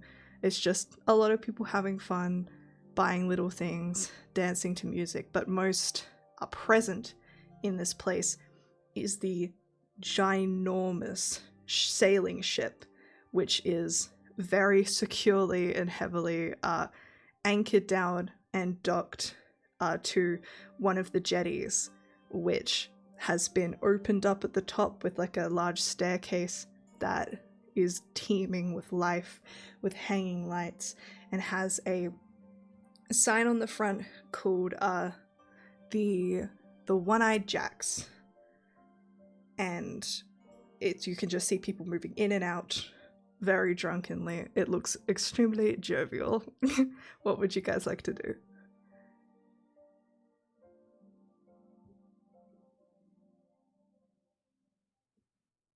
I'm still dripping guts and blood. I need to get this man bathed.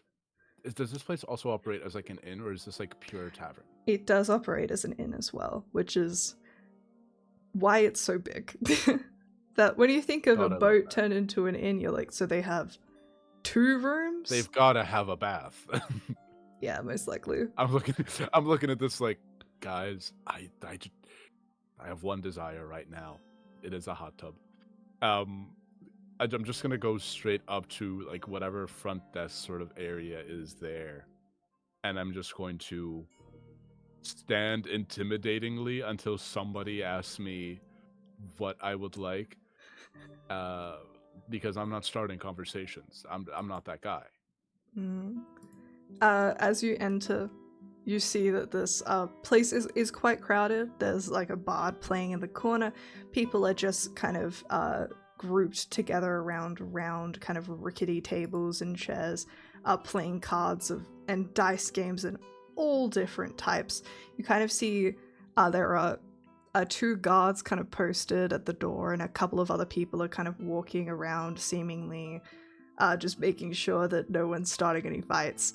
And then at the bar you see a kind of severe looking elvish woman who's cleaning a glass, and she kind of looks up at you, and she kind of looks up at your chest and then does one of these, but she looks just very uncaring as she kind of raises an eyebrow and goes, "Can I help you?" I require a place to sleep and a place to bathe, and my companions will also require a space. Remy pops up behind and goes, That's us for the companions. Shyla stands with Understood. her arms crossed behind. Well, we can certainly help out with a bath. She kind of like looks you up and down like, ooh, maybe bath first. You don't want to have to clean up whatever you're dripping on the floor. Careful. For what, dear? I'll smile and I'll just let a little bit of acid bubble. Not a threat, but not a threat. And you are not used to this, she could not give a fuck. Which is strange. I need people to be more scared of me. Don't worry, a lot of people are scared of you, but for reasons she is not. I need people to be scared or attracted to me, and that is true to life as well. Anyway, yeah. If you are looking for bathing supplies along with separate rooms, or is this a group? Okay. we'll say about 5 silver pieces each for the night, including any bathing, any food or drinks. Just pay like any other customer. She extends her hand. Shiloh just- immediately, Shiloh, without even thinking, throws 5 gold pieces on the table. It's like a down So payment on a big. house. Shiloh's concept of money is going to be very different. This is the first time she's probably dealt with physical cash, and so this is very exciting for her. So she digs around and it's like, it's "Fine, gone before just- you can blink. She takes it and goes, all right, very generous. We'll pop that on a tab, shall we? Here. She reaches under the table. Shiloh's eyes furrow and go, tab? Don't worry, dear. The others will explain it to you, I'm sure. And she hands you... I look at you and I just go. She hands We you looked at 3 Remy. keys and just goes, She's just smiling. up the stairs, 1st floor. I do not say thank you because I'm evil and mean to service workers. Audience, I want you to know we are not like this. We're not This like is a this. complete Wait. false like depiction of our. We love service workers. I It is like how the most evil thing that we can think of is like, I'm a Karen. Yeah. I tipped 18% instead of 20. Oh, evil. Oh god. I'm rude to retail workers. It's like, whoa, She just whoa. waves off to you and says, we'll send up the baths in a... whatever. And just continues serving people. So you guys can head up to your rooms. Walking in, they have hammocks in them, designed so you don't get seasick. But they are very stable and very comfortable looking hammocks that are easy to get in and out of, big enough for, including you, Mechnon. They're used to dealing with all types. You imagine, like, as the key was handed to you, as all of you kind of peer into the rooms, it looks like one of the rooms has a significantly bigger hammock, which obviously Raimi takes. And then almost as soon as you get in there, you see an elvish boy who is kind of holding what looks like 3 large, like, barrel-like tubs, and is kind of holding a jug under his arm as he kind of, like, rolls up and knocks on the door. Door just kind of yeah. Room service. You are here to bathe me? No, and he just kind of comes in, puts down the tub, and then, like, turns over the jug, and you just see far more water than should be in this jug, but it is steaming hot, fills the bath, and then he just turns and leaves, and does that to all 3 of you. Okay.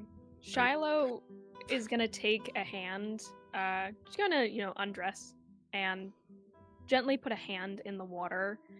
Far too hot for a person to, like, be getting in at this point.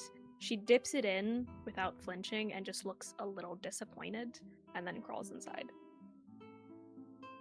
I think Raimi would use a little bit of her incense to kind of like make it a nice, like, one of those everything Spa. shower type experiences. You know, she has like a towel set aside for her hair, and like some candles are lit. She takes out her tinderbox and takes like 7 tries to light a match and finally gets it working. And then she kind of like lowers herself in, and she takes a moment to look around, and briefly kind of like looks up at the ceiling and then down at the ground, and sinks a little bit further into the water. And despite the heat, she kind of just grimaces and takes it and mutters a quick prayer almost under her breath. And audible to no one except her and her god, she just goes, I don't really know what the deal is here, why I'm alive. What gives? I guess. and she just kind of stares at the bath in front of her. And she's not expecting an answer, but she's confused. Fair enough. I am in my quarters. If there's more water here than is reasonable, what I'll do first is I'll undress, and the first thing I will do is I'll set aside some of the water, and I will use that to scrub my armor clean first. So I'm just gonna polish military standard. I want to be able to see my face reflected in this armor before I stop scrubbing it, because I want people to see how terrified they look when they stand up against me. I'm picturing him butt naked, crouching naked. like a Korean grandmother washing cabbage for kimchi day. That's how I'm For sure. picturing it right now. For sure. Like, you look at it and you're like, oh, clearly the armor must have been doing a lot. Oh no, you're just built like that. Jesus Christ, man. He is also like, you know, in the way that, like, with D&D, you don't really track how many scars you end up getting, because any level 20 adventurer would just be all scar tissue. Mechnon is a lot scar tissue. Not all, but like, whoa. He a little bit fucked up. Once the armor is clean, he will slip into the bathtub himself, probably like the tail almost hanging out of it, just a little bit. He's kind of sitting in And- that like knees to chin. Knees to chin, as he is just kind of scrubbing his like shoulders and where he was struck by Beelzebul. He has like a gash along his shoulder, so he's just kind of tending to that.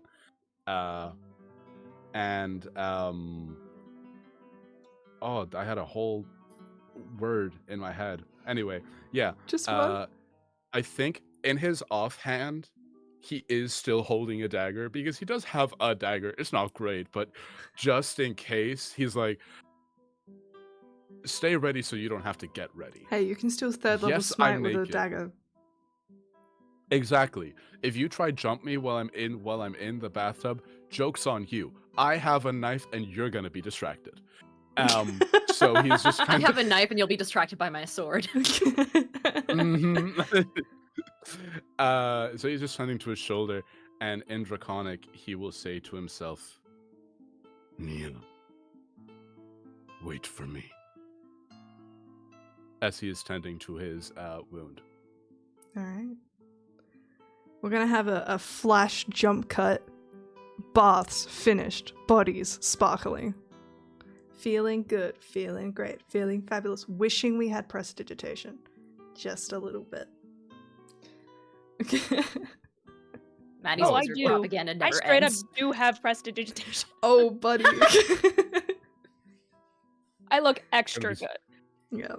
I like to believe that prestidigitation does not make you feel clean in your soul. And sometimes I you think just anything need, could at you this need a rate. scrub. Yeah, I don't think anything beyond wish I- is gonna I- do that. Honestly, I just think it's a psychological thing. Like, it makes you clean, but For you're real. just like, no, but I need the hot But it was water. magic. Yeah. Alright. I think if we're downstairs, if we're smash cutting to us just kind of being in the tavern, I think if we had set like a table to rendezvous at, I will slam down 3 tankards of ale on the table. You see Raimi immediately reach for one, and she's got like a towel around her hair still. She hasn't bothered to get rid of it. And she just pulls it towards her. She goes, What are we cheersing to? Tomorrow. Shiloh. Oh no, God, Jesus, no, Guan Yu. Shiloh was gonna actually raise an eyebrow and just be to Raimi and They just add go, that to the tab. "Oh, I just assumed that was all for you."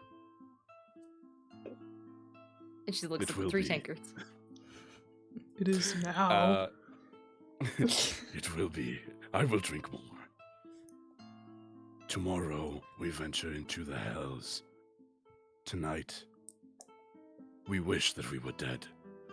Drink up, dragons. Tonight we feast. Drink up And the I will RDG down that roll. shit. Hell yeah. Shiloh just mutters under her breath. She goes, "Wish," and then takes it back. Both of you wish. Being dead ain't so bad. She downs it. Couldn't yeah. agree more.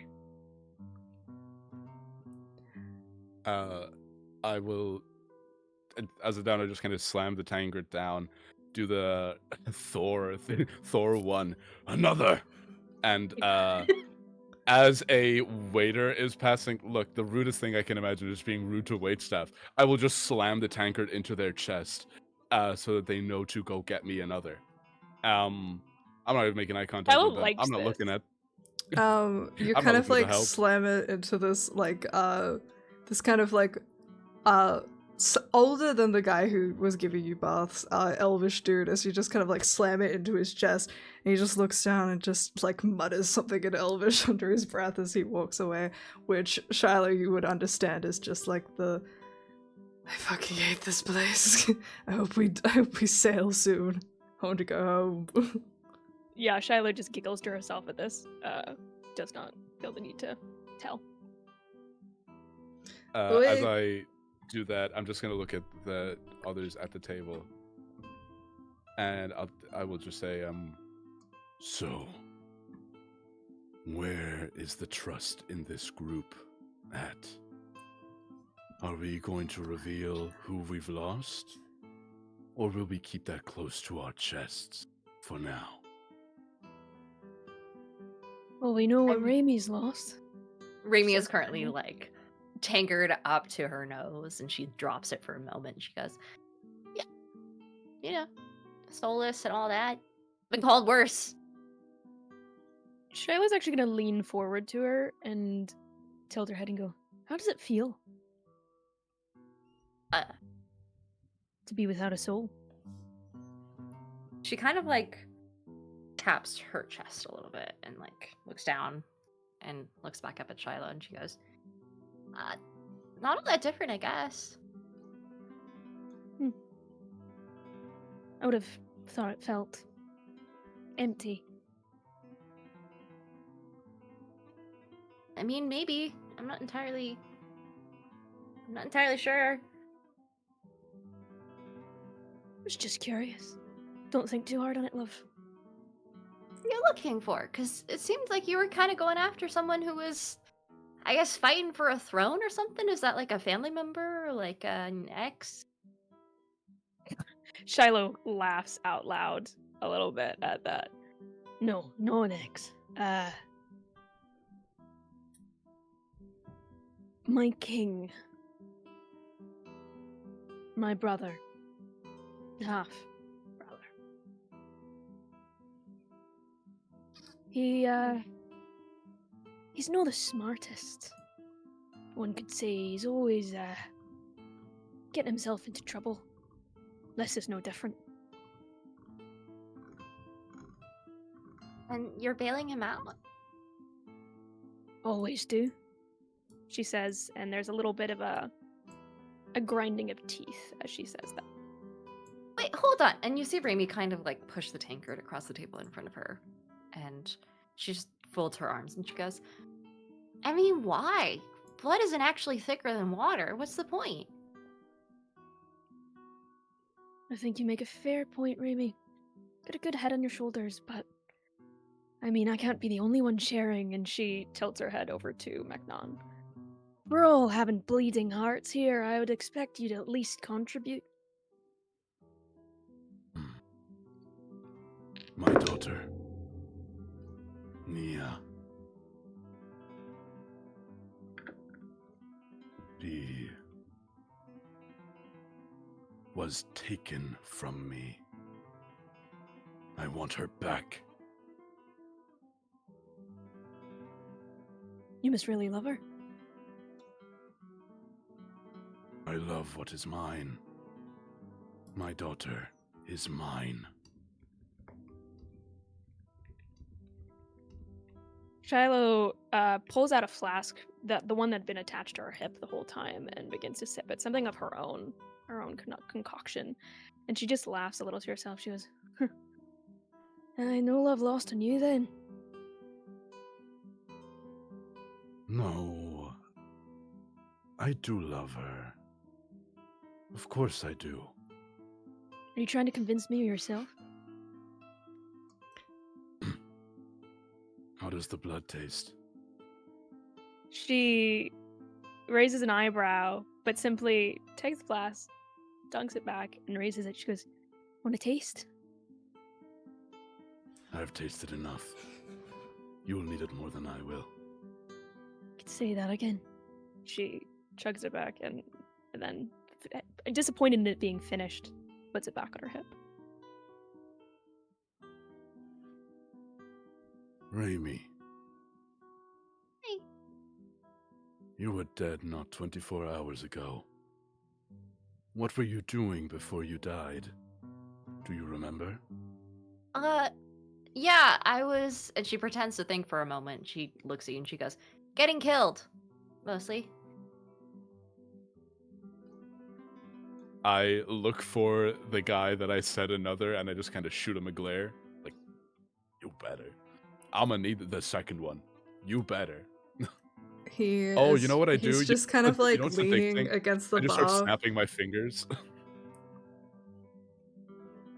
Being rude to waitstaff. This hurts my soul, by the He way. takes the This is so tankard and bad. he puts it in front of you. It's half head, and then he leaves.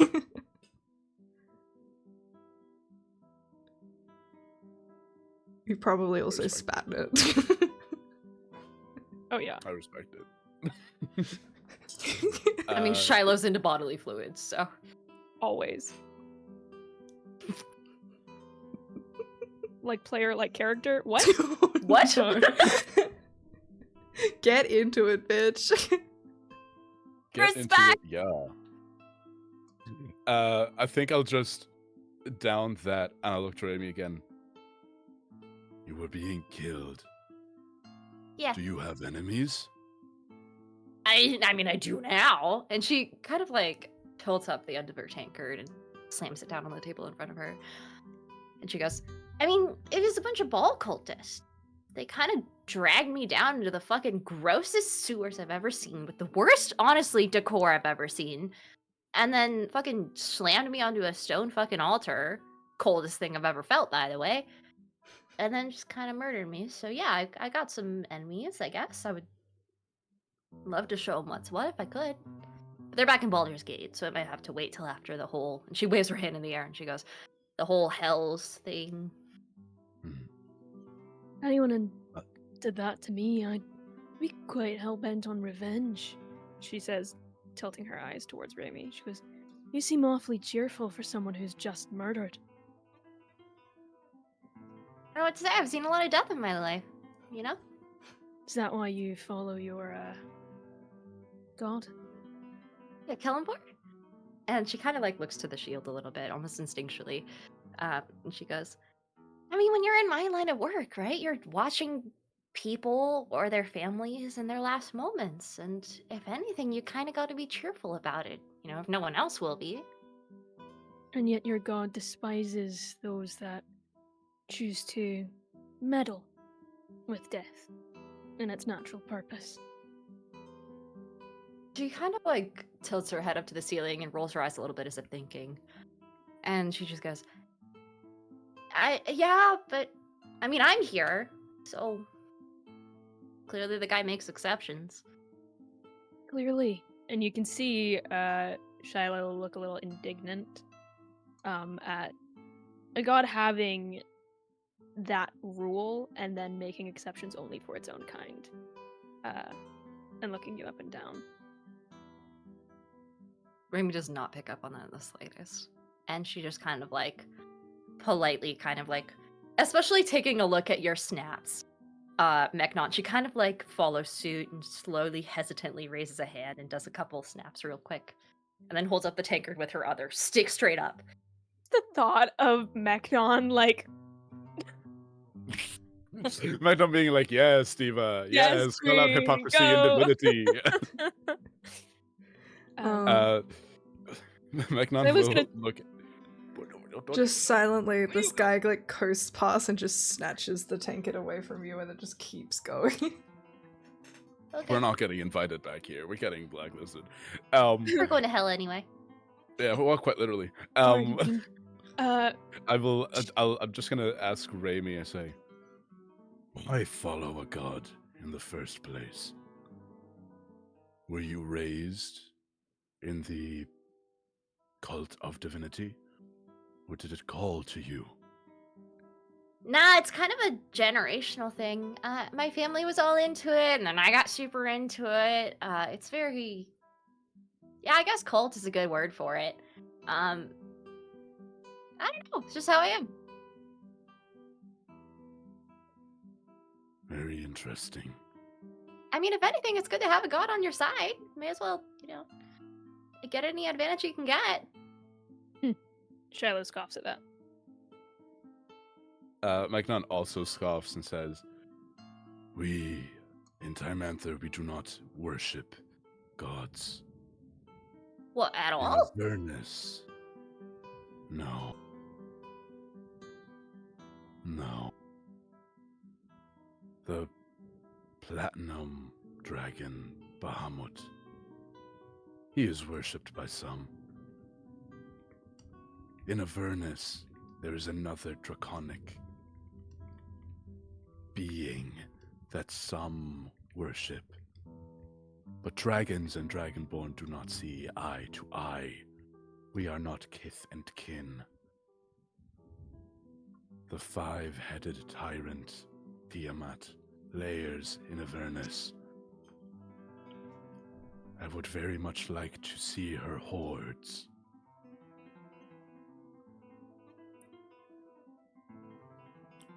That is such a good idea.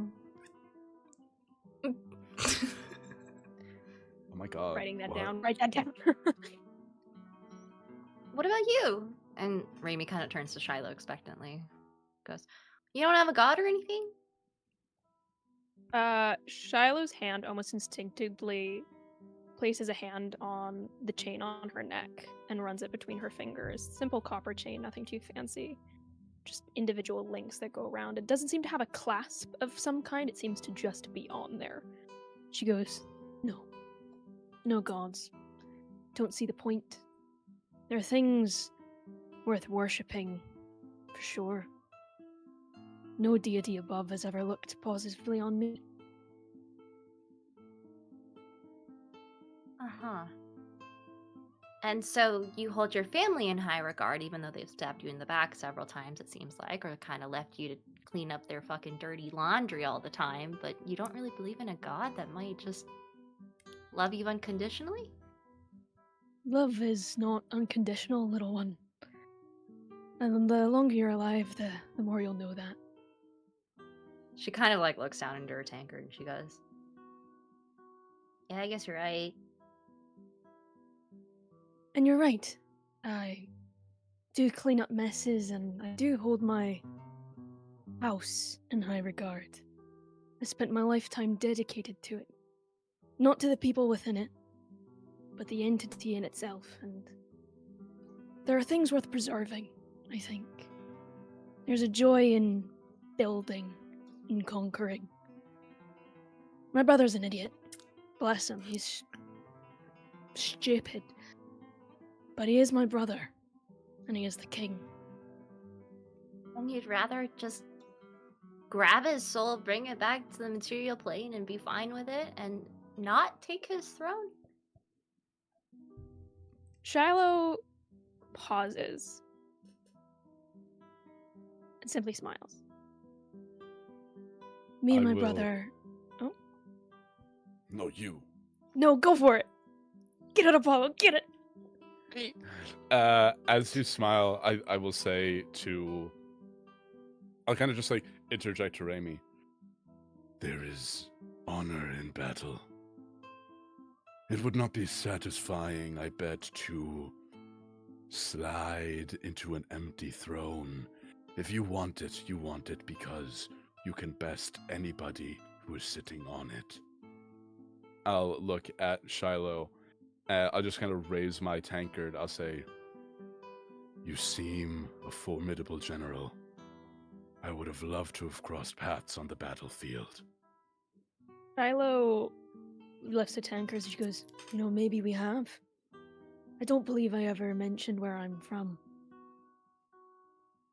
She does a little, hand bow of sorts. She goes, my name is Lady Shiloh Lefel, Grand Vizier to the King of the Borderlands. which I don't know if we would have crossed paths for sure, but if you are somebody who is interested in military movement, then I imagine the Borderlands would ring a bell. Roll a history check to see how much you know. I'd say both of you, feel free. Huzzah! That is an 18. Nice. Diana? If you want. Oh, If Raimi would be at all interested. Raimi at this point has tuned out and has started to look for the server who took her tankard. They'll come damn. back. They give you another pint. a She little starts less sipping it and shit than the leaning one back that a they little bit. gave Beckonon. A little less, saliva infused. With an 18, you know that the Borderland, they're kind of like a grouping of like little kingdoms that are kind of in like constant war with each other, or at least constant kind of like territorial conflicts. It is very much, you are more than anything surprised to see that Shiloh is an elf, because usually humans tend to dominate this kind of landscape, or at least be involved in this kind of conflict, simply because elves kind of don't really give a shit, or their lifespans are just too long that they don't play to like territorial politics day by day. They kind of just wait out waves. So it is interesting to hear about that. But yeah, definitely a kind of colony almost that is very, it's giving it's giving very Game of Thrones, like very everyone's constantly, you can imagine, especially as a High Vizier, Shiloh would have an extremely adept brain for politics and war, as she would have had to deal with it constantly. Yeah. I smile, kind of let out a low chuckle. Constant civil war.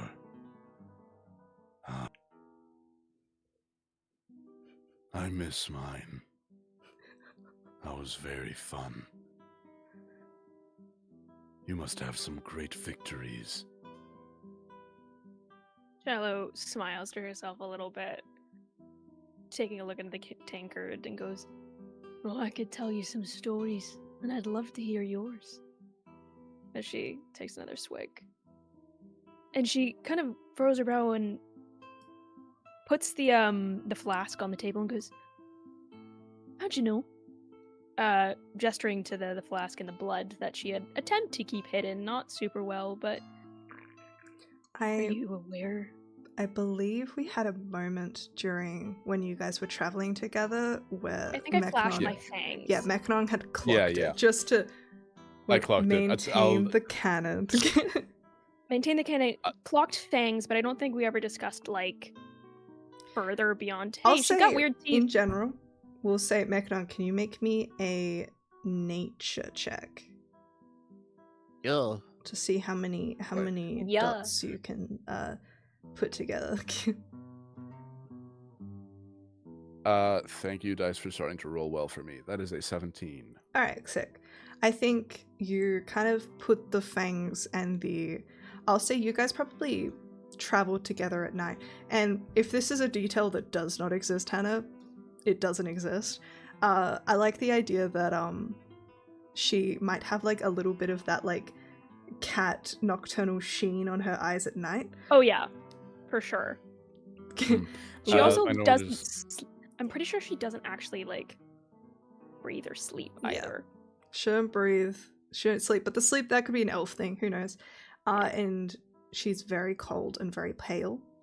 And I think most likely you might have even seen her, but you know, probably smell it. You know with a 17 that she is not a vampire, because she can walk in the sun and because she has been eating people food. So I think with a 17, you probably suspect that she is some kind of Dampier, some kind of middle ground. Whether born or turned, you are unsure. But you know that she is not a vampire or even a vampire spawn. She's something in the middle. Well, I saw your fangs when we were traveling. You sleep weird. And Thank there's you. there was a metallic smell from what you You brought out of watching that me butcher sleep? shop. She I says, watch first the everything. stone sniffing, Macdon, and now the... We're gonna I was add. We're married gonna. once. We're gonna. Not again. We're gonna add another title in there. Mechnon Stone Stiffer, Dragon Slayer. Stone Sniffer, don't do that to me. No one knows what I'm it just gonna means, say- but it's provocative. I'm just gonna take another sip. It was an educated guess. But you're no vampire. You would not be able to walk in the sun. Whatever you are. Powerful. I respect that. I like to imagine in Mechnon's head, he's like, I can't believe I was right. Yes. Quite literally, me and my 12 intelligence being like, oh my god, an educated guess. Handshaking. Yes. Yeah, Shiloh said things like, I think actually at the comment of, like, I was married once, she kind of tits her head and goes, not anymore. In Timantha, our marriages are short-lived for the purposes of mating and providing a stable base for the child to grow within. Once the child is of 3 years, the marriage has served its purpose. I took my daughter under my wing. You hear Raimi pipe up and she goes, so why's she dead then?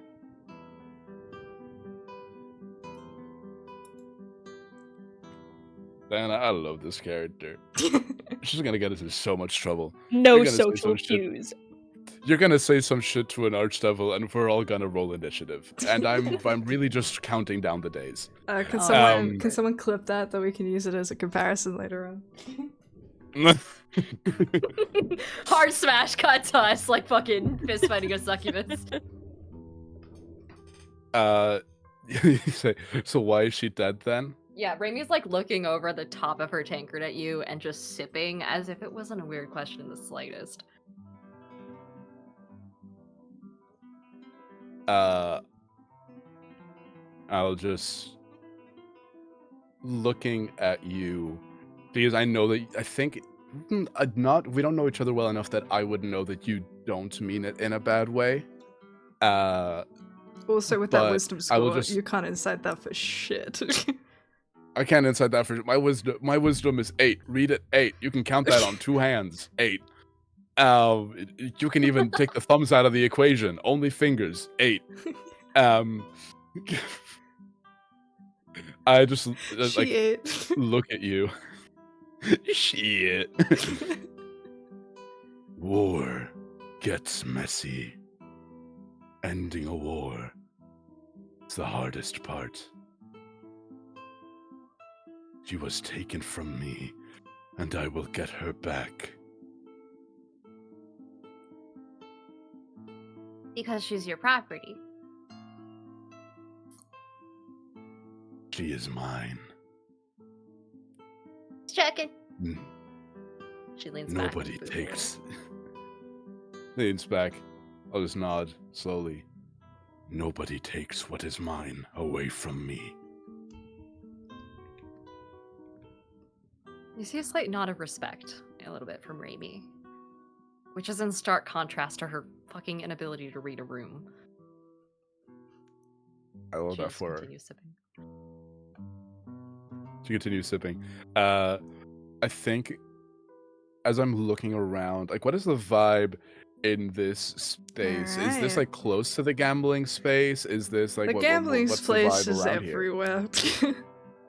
You probably can see that most of the time with these games, people bring their own shit, bring their own games, bring their own cards. But they also have some cards out the front that people can grab, which are mostly used to just make sure that no one's bringing an enchanted deck that only puts in particular cards or anything like that. But I will say, Can all of you please roll me a perception check? Oh, I can sure as fuck try. What's up? God damn it. 11. Okay. I've noticed a trend with my dice rolling. Get new dice! Whenever They are these bloody are dice. the new dice. You just- Slutty whenever I level roll- 30. You're not in hell yet. You can have the bad rolls now. Oh, Get 'em out I of your only roll bad system. for wisdom. I only roll Well- bad for wisdom stuff. So yeah, that's a 6. Alright. And Shiloh? I got a slutty little dirty little 20. Hell yeah. Like the dirtiest little 20. filthiest The baddest little. The awfulest 20. It's 20. Somebody's gonna bad clip 20. that and just listen back to it. It's okay, I say it all the time. An absolutely absolutely filthy little 20. Filthy. She's a Oh, disgusting also, little. I'm surprised I haven't said it yet. I have a new favorite thing to say because occasionally I'll like grasp onto like random British sayings that usually have something to do with being hot and or attractive. My new favorite one is just going ding dong out of fucking nowhere. It makes me so What? happy. Sound like a Tory. Can we get that clean so that I can make that like my message soundboard. notification real quick? Audience. Okay, ready? Audience, I'm Alright, begging shut you. up, shut up, shut up. Ding dong. Is that good? It was like a little wet. Why? which made it worse. Did you like that? Good. This is what Almost happens when Sue genuinely and fell Haley out are of my around. We chair. go off the Oh, yeah. rails. Shiloh. I say Mecca, you're like looking around, very like focused on being like, but some people have cards, maybe they brought them themselves, but oh yes, there are cards over there, and you're like so focused on that, that Shiloh, you do not notice this figure approaching your table until they are quite literally standing next to Mechnon, like silent. Who? As What? this figure just appears, obviously having walked up, but extremely silently, and just kind of like reaches forward and puts a very familiar charcoal hand on the table, and just says, "Do you have any idea how hard it is to find a bloody animated shield in this city?" As Mechnod, you see the familiar drow face, eye-patched, bald head with a very wide-brimmed hat tipped with a feather of the figure you had encountered on your travels. Right. Ah, This is the one am- that attempted to snatch our dear friend. Mm-hmm. Yeah.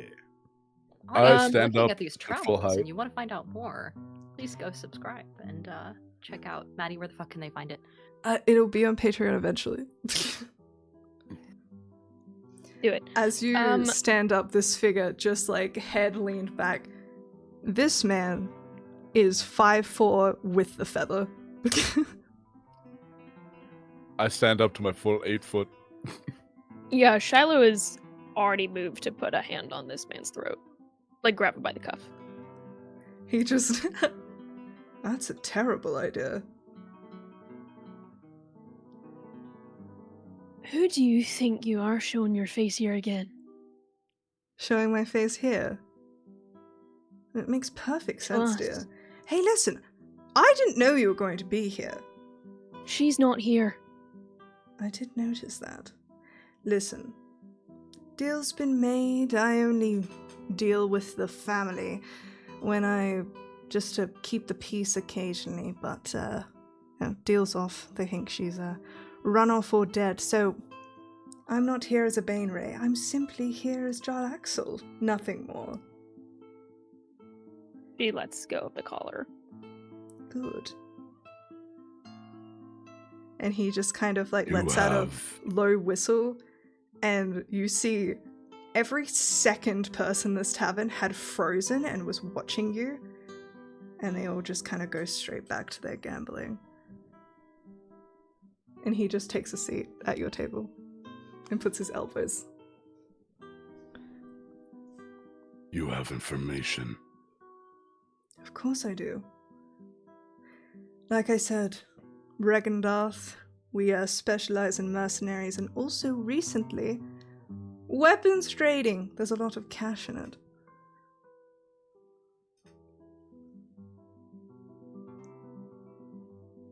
Weapons trading.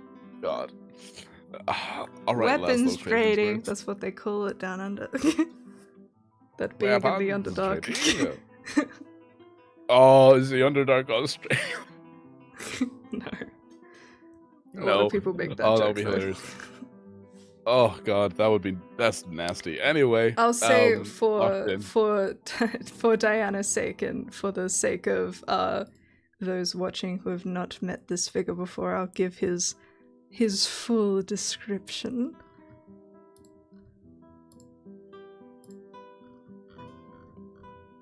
Shiloh is no longer paying attention to this man and is just drinking booze. Real. I hope you know She's that now I really pouring am. blood into her tankard and trying to get turned as fuck. Oh yeah. First I mixer. really do imagine him as like Drow Howie Mandel. And I really No! do- Why Oh, would you do that to my boy? So I like how everyone hated that. Drow or no Diana, drow? what Raimi sees is a middle-aged drow individual. You've probably never seen an elf with actual signs of aging, but this man is over 500 years old. So he's got a little bit of the crow's feet and a couple of scars. He wears what looks like enchanted eye patch on one hand. On one eye. Jesus. He has a long coat and is dressed very ostentatiously. He kind of wears this large, wide-brimmed hat with a singular large, it could kind of look like an ostrich feather poking out of the top, with kind of like chest out a little bit and two very deadly looking swords on either hip and braces that are just lined in daggers. And he just kind of like leans on the table. So, what brings you to Waterdeep? I thought you lot were heading south. You could say that, Shiloh says, laughing to herself. Yes, I do say that. What gives you the right to know, Baldy? Because I'm helping out your friend with a favor, aren't I not? And he looks to you, Magnon. I'm just I don't like him. Get him out of here. Get away. I'm just Gritting I'm teeth. just teeth are just kind of grinding together. Yes. Favor for a friend in the shops. He said you would have information about a shield. Yes, well, she mentioned I could probably find you something. And I've managed to track one down. I was disappointed to see upon your group and not see my good friend. I found out that our paths might have crossed a little bit ago, and well, c'est la vie, as they say. Well, for some coin, I'm more than happy to coincidentally have you happen upon this particular item. I don't work for free, you see, on all of that, profits are everything. But, I'm more than happy to come to some sort of arrangement. Speak your terms.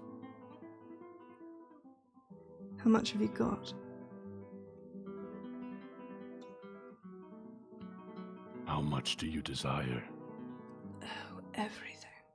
However, actual item, usually, if you find it in a store, will run you about 7k, but I imagine as a man of your particular stature and the fact that you're wearing that god-awful cloak would probably mean that that's out of your budget.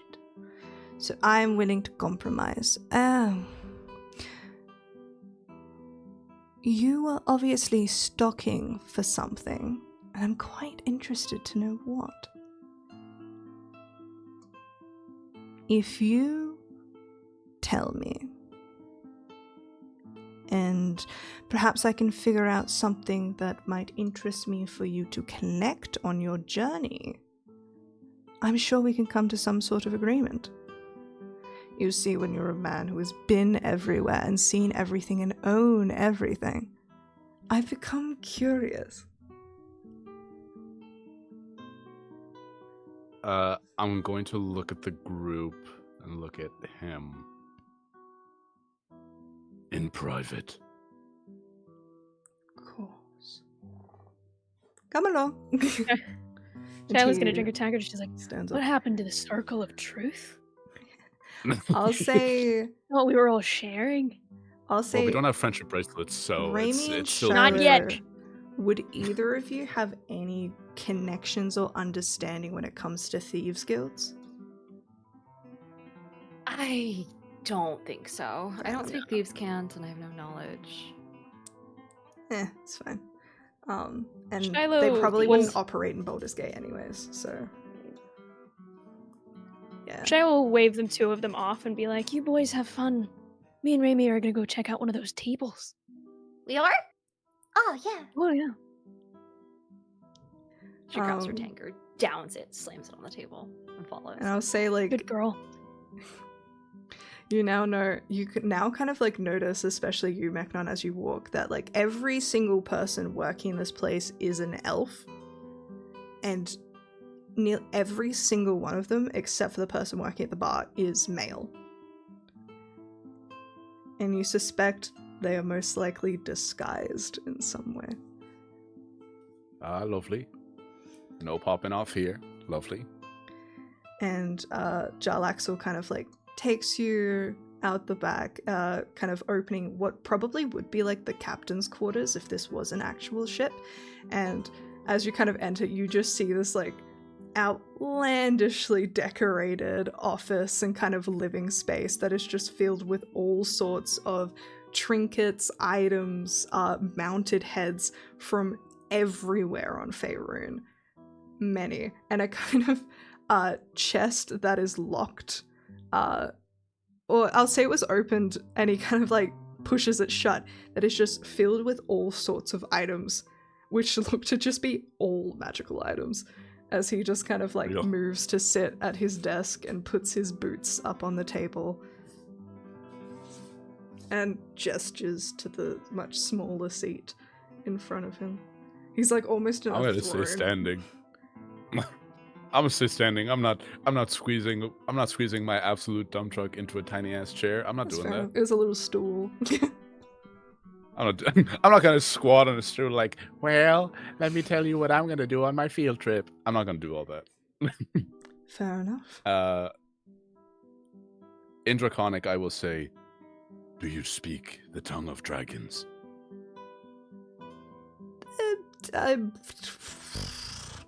I'd say conversational.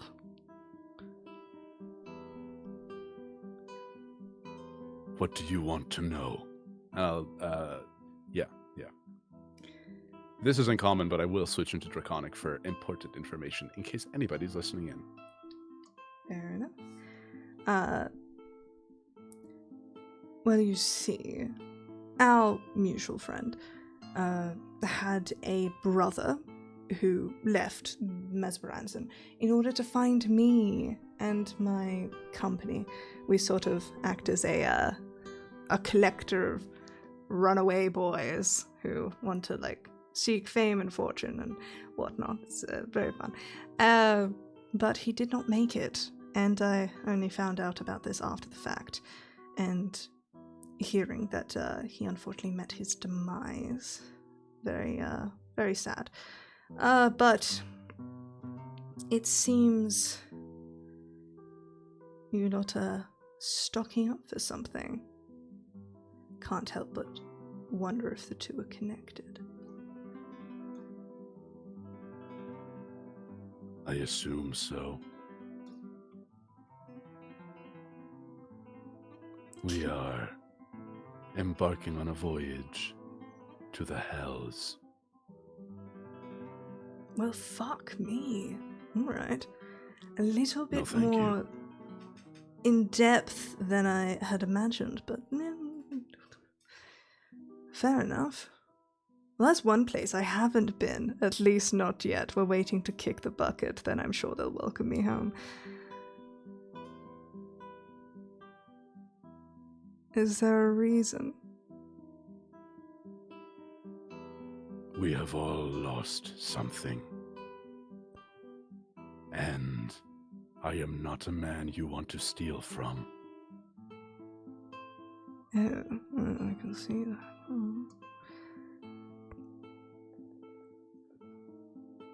Hannah hates this. It's great.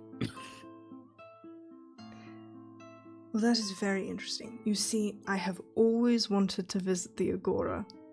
It's a sort of mercenary's paradise, as it were. A deal in murder and other such things. Soul coins, so I hear. If you What's on my bring me head? back... Yeah. Oh, I'm feeling generous. If you bring me back 1 soul coin, just 1, we'll call it a deal. And this is on good faith, of course. 1 soul coin for a shield. Well, 1 soul coin. The information you just gave me, which was wonderful. Thank you so much. And also... when you're I just said we're going. I just said we're going. I didn't tell him to get whom. That's true. It's okay. He just knows where you're going and why. It's very general. Let's say. I thought we Down lost something. Maybe it's a dog. payment of 1,000 gold pieces, that is. I think it'd be a marvelous investment. And I'm nothing if not generous. Information now. Coin later. Money now. 2 out of 3. I will give you the money. I walk out of this room with the shield. And you He get your reaches coin. into his while I pocket get it. and and you just see a kind of like small bracelet and he just slams it onto the table. I'm a man of my word. It's bad business to do otherwise. Is that bracelet a little animated shield? Yes. Yippee. I'm gonna, hey, look, I'm gonna test out the merchandise. I say, May I test it out? Is it? Will you have to attune to it to do that? You test it out and just like falls to the ground, clangs. I don't know if an animated shield requires a doom, and probably. Do you have identify? Girl, I'm a paladin. That's fair. I think that's some wizard shit. Um, I have divine sense if that could be used for anything. alright, I'll say give me an arcana check.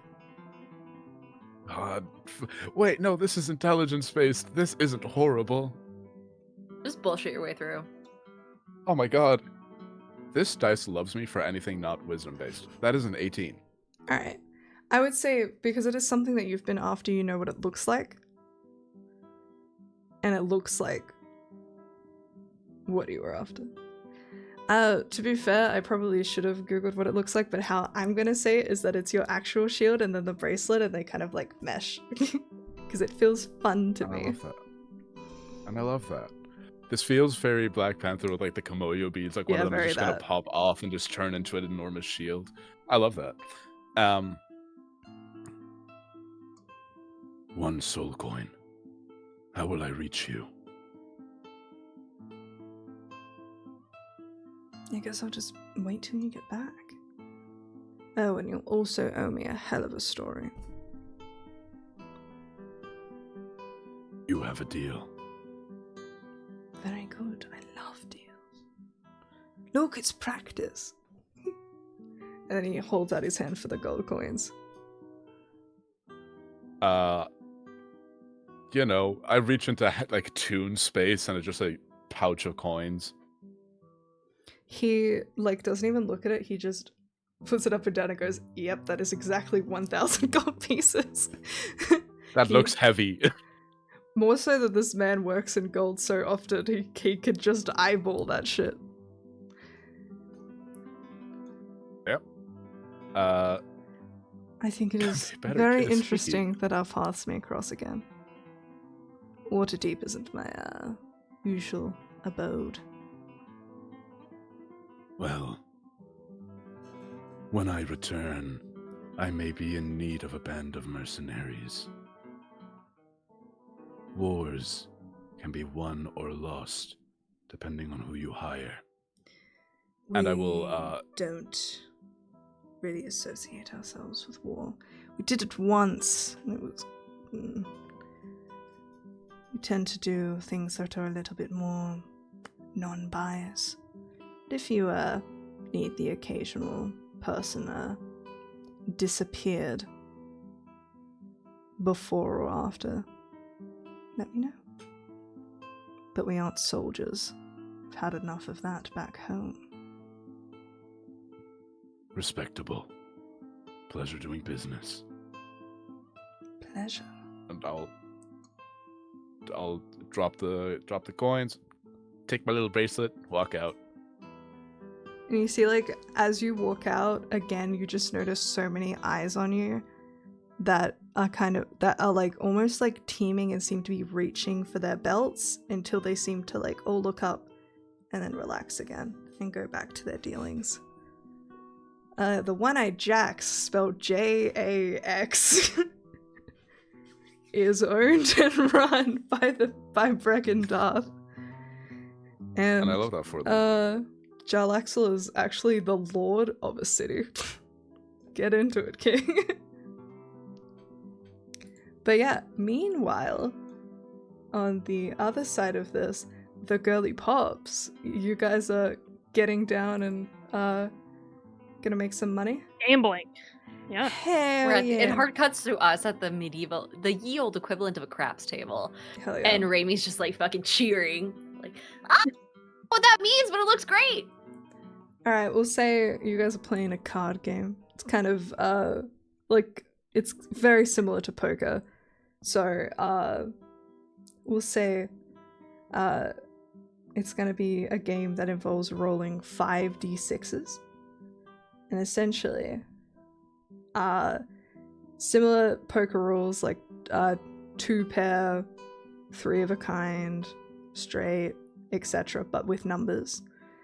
And we'll do this in rounds. So you kind of approach this table with these 2 other guys who look very heavy into their drinks and offer to, "Oh, would you like to learn how to play, young miss?" With an eyes that says, "Can I please take your money? Because you don't know how to play this game."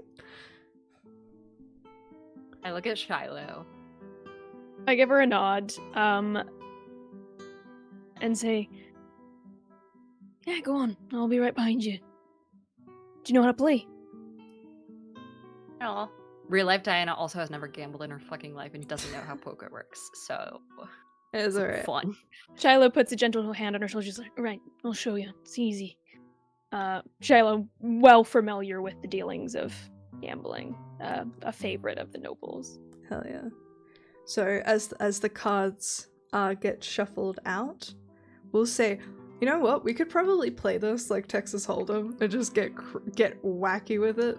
Actually, no, I'm not fucked. So we'll say for the first round, Diana, can you roll 2d6s? You don't have can to do that. tell me what it is. Feel free I can to also do that. to talk to Hannah if you want.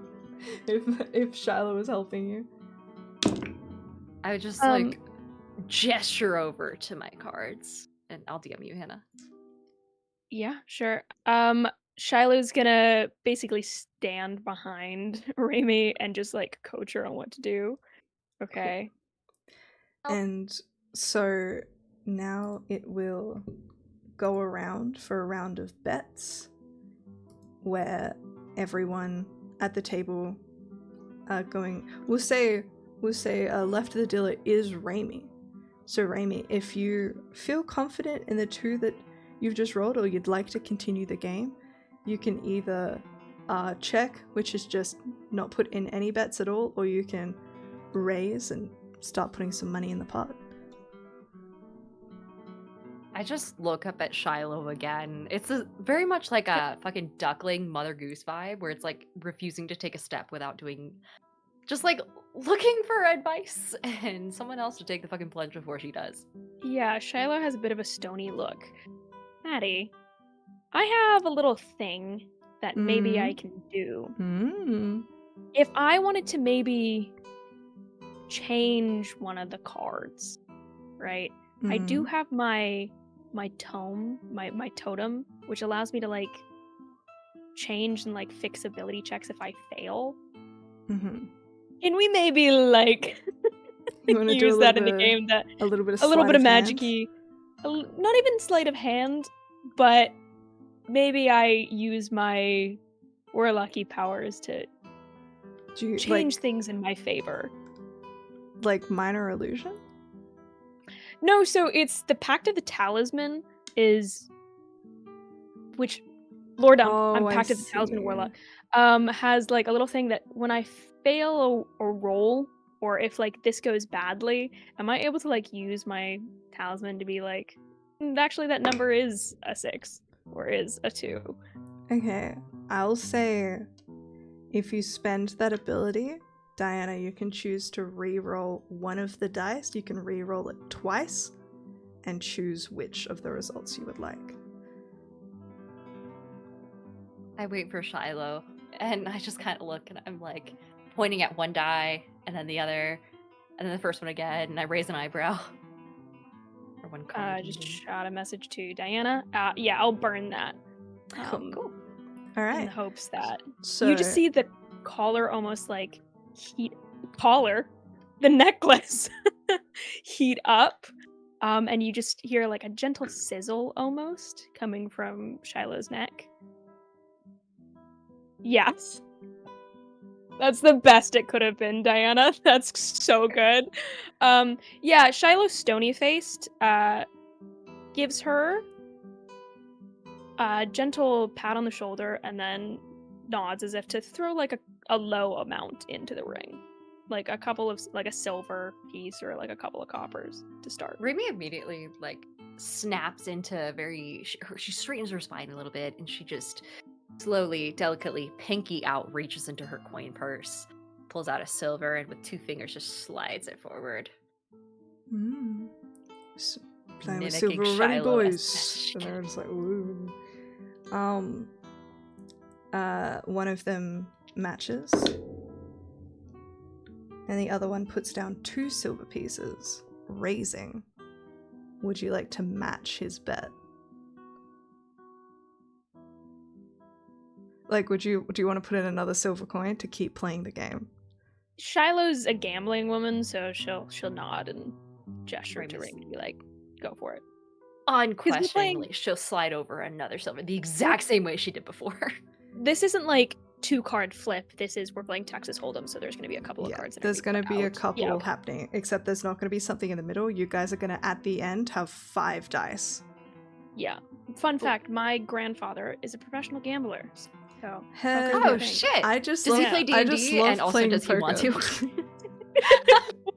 I'm going to message him right now, be like, Grandpa, what do we do? I Help. fucking love poker. This bitch does never play poker. Papu. Alright, and then the first guy just kind of and puts in his own silver. Roll another d6, and you're going to be adding it. Well, not adding it. Okay. Okay. I should be writing this down, actually. Make it easier for myself.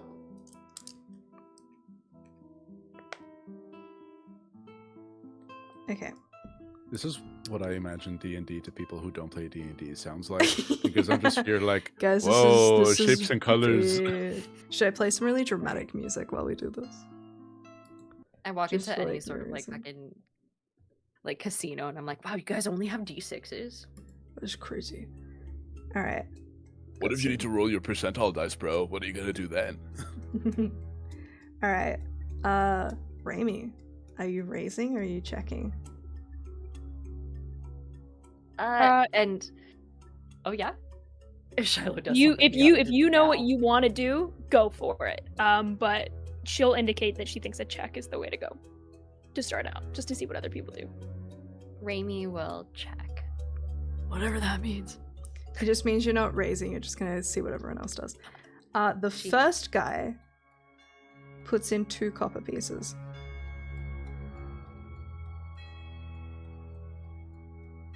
Two more cards to flip, right? Yes. Yeah, she'll be like, it's a couple of coppers, so she'll indicate to like, yeah, it's okay. So it's still good. The second guy matches. We finish up, and we're rolling our 4th d6.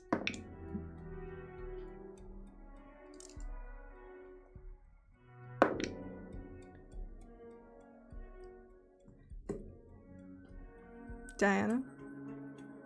I rolled and I sent it to Hannah because I don't know what I'm doing. We were You're like, oh innocent, yeah, Frankie. let's send Diana, who's never gambled in her fucking life, to a fucking casino, and let's see what happens. You and me, Queen. You and me. I'm here like, whoa, dice rolling. It's been a while since I played this, so I gotta look up what the different things are. Are we Right, I sent you raising the or are thing. we checking? So you are Raimi will- raising. Yeah, it's just like you see Raimi kind of look at you, and I imagine you kind of like look at her coin purse and then back at her, and she just slowly follows your gaze and reaches her hand into her coin purse again and slowly pulls out another silver, slides it across, and kind of throws a wink at whoever's directly across the table from her. Wait, how much are you putting in? A silver. A silver? Okay. The first guy puts in 2 silvers. Just matching your gaze. The Just Oh, she continues smiling. second guy... She's still got a little bit of like intestine in her teeth from before. The second guy sighs and he folds and leans back. So he's out. He's up, put his cards in. And we'll be rolling our 5th dice. Indie gambling guys.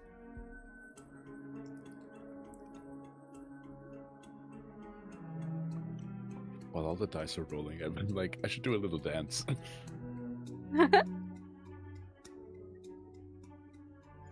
I feel like Diana needs to take Hannah to a casino at some point. Oh, absolutely.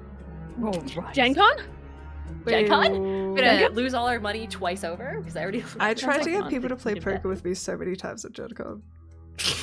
I'm trying to save to go to I have a PAX U. set. Who's I gonna have be at the PAX chips, U? dude. I I'll bring it. never We'll be never back play soon. poker with money. I'm out here, I give everyone chips and we just do it for fun. I used to do it with goldfish. Real.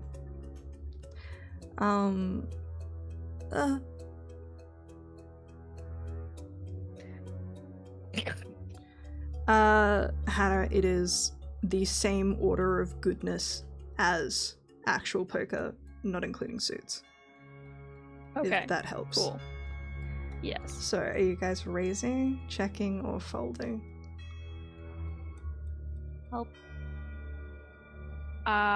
Checking. Okay.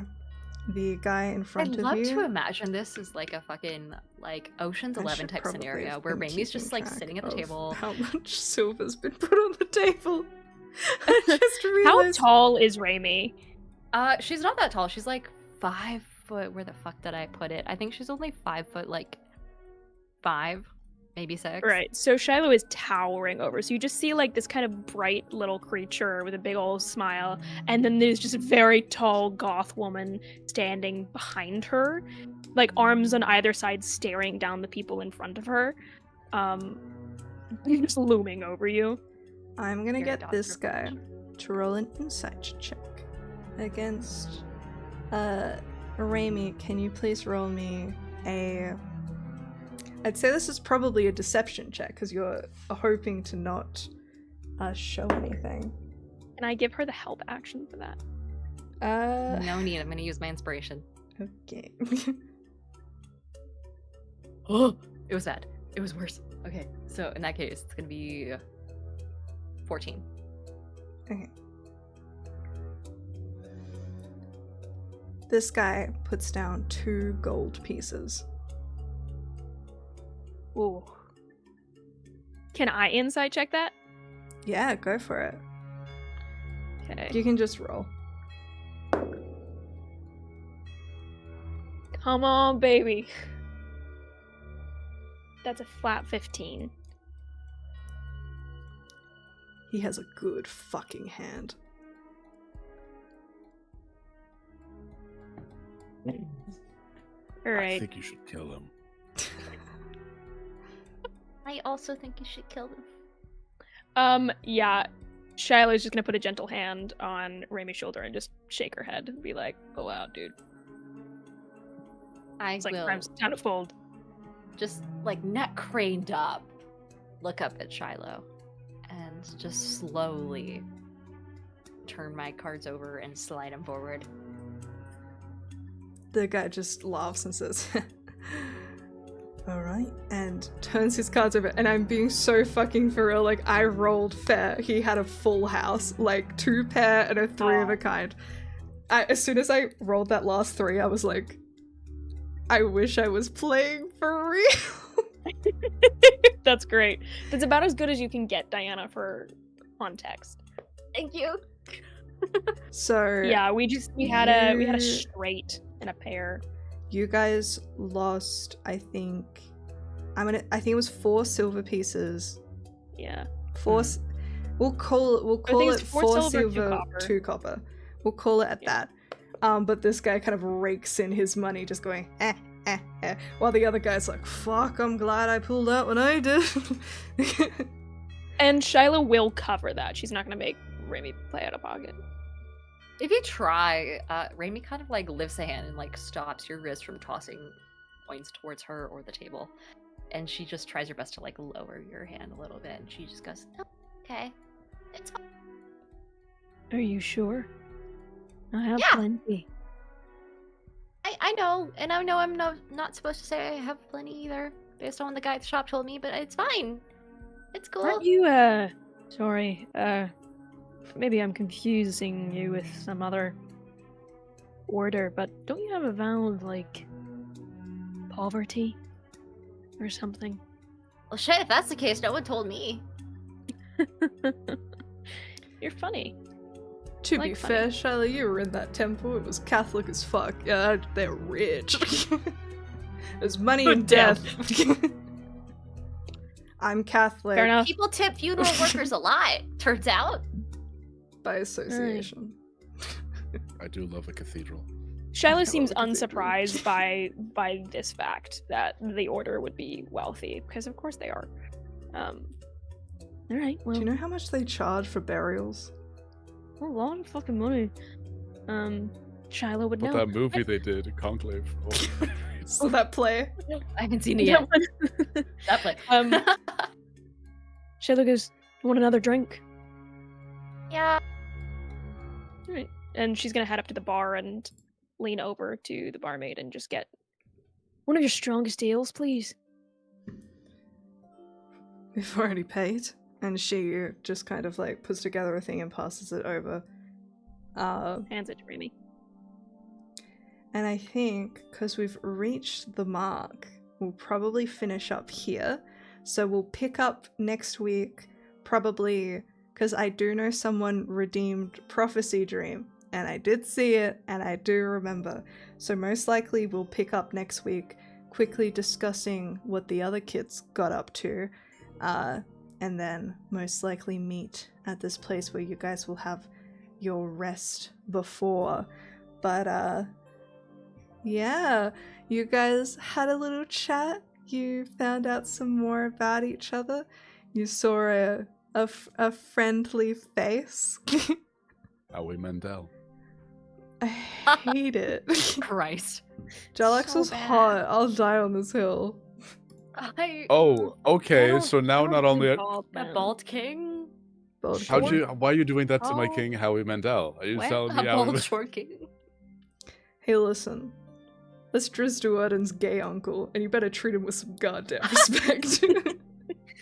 So he's not like Howie he's Mandel not is a Howie Mandel. compliment. He's like Stanley Tucci. Yeah. Oh. He's like evil Stanley That I can get Tucci. behind. Okay, Slay. okay. I don't know Alright. why we hating on Howie Mandel. That guy's funny. All right. Howie Mandel defender. Okay. We'll go around. Tell the people where they can find you, starting with Hannah.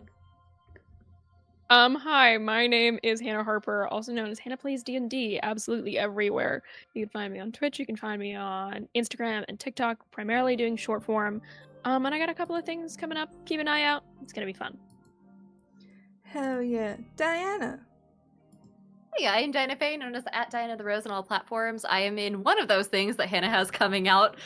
Keep an eye out. And then also, I am a short form creator, long form creator. I'm a Twitch partner and member of both the Latin Guild and Pride Guild. I am a social media platform consultant, a model, and I'm just literally everywhere as @Diana the Rose. So please come say hey.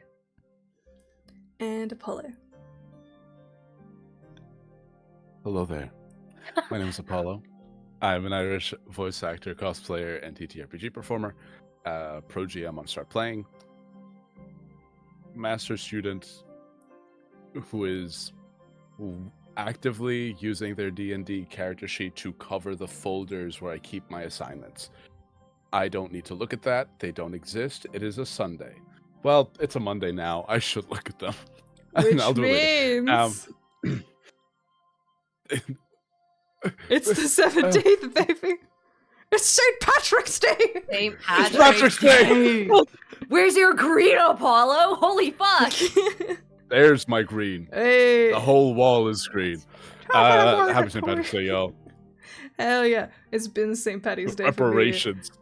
I've been getting down in the Pepsi Max's like good.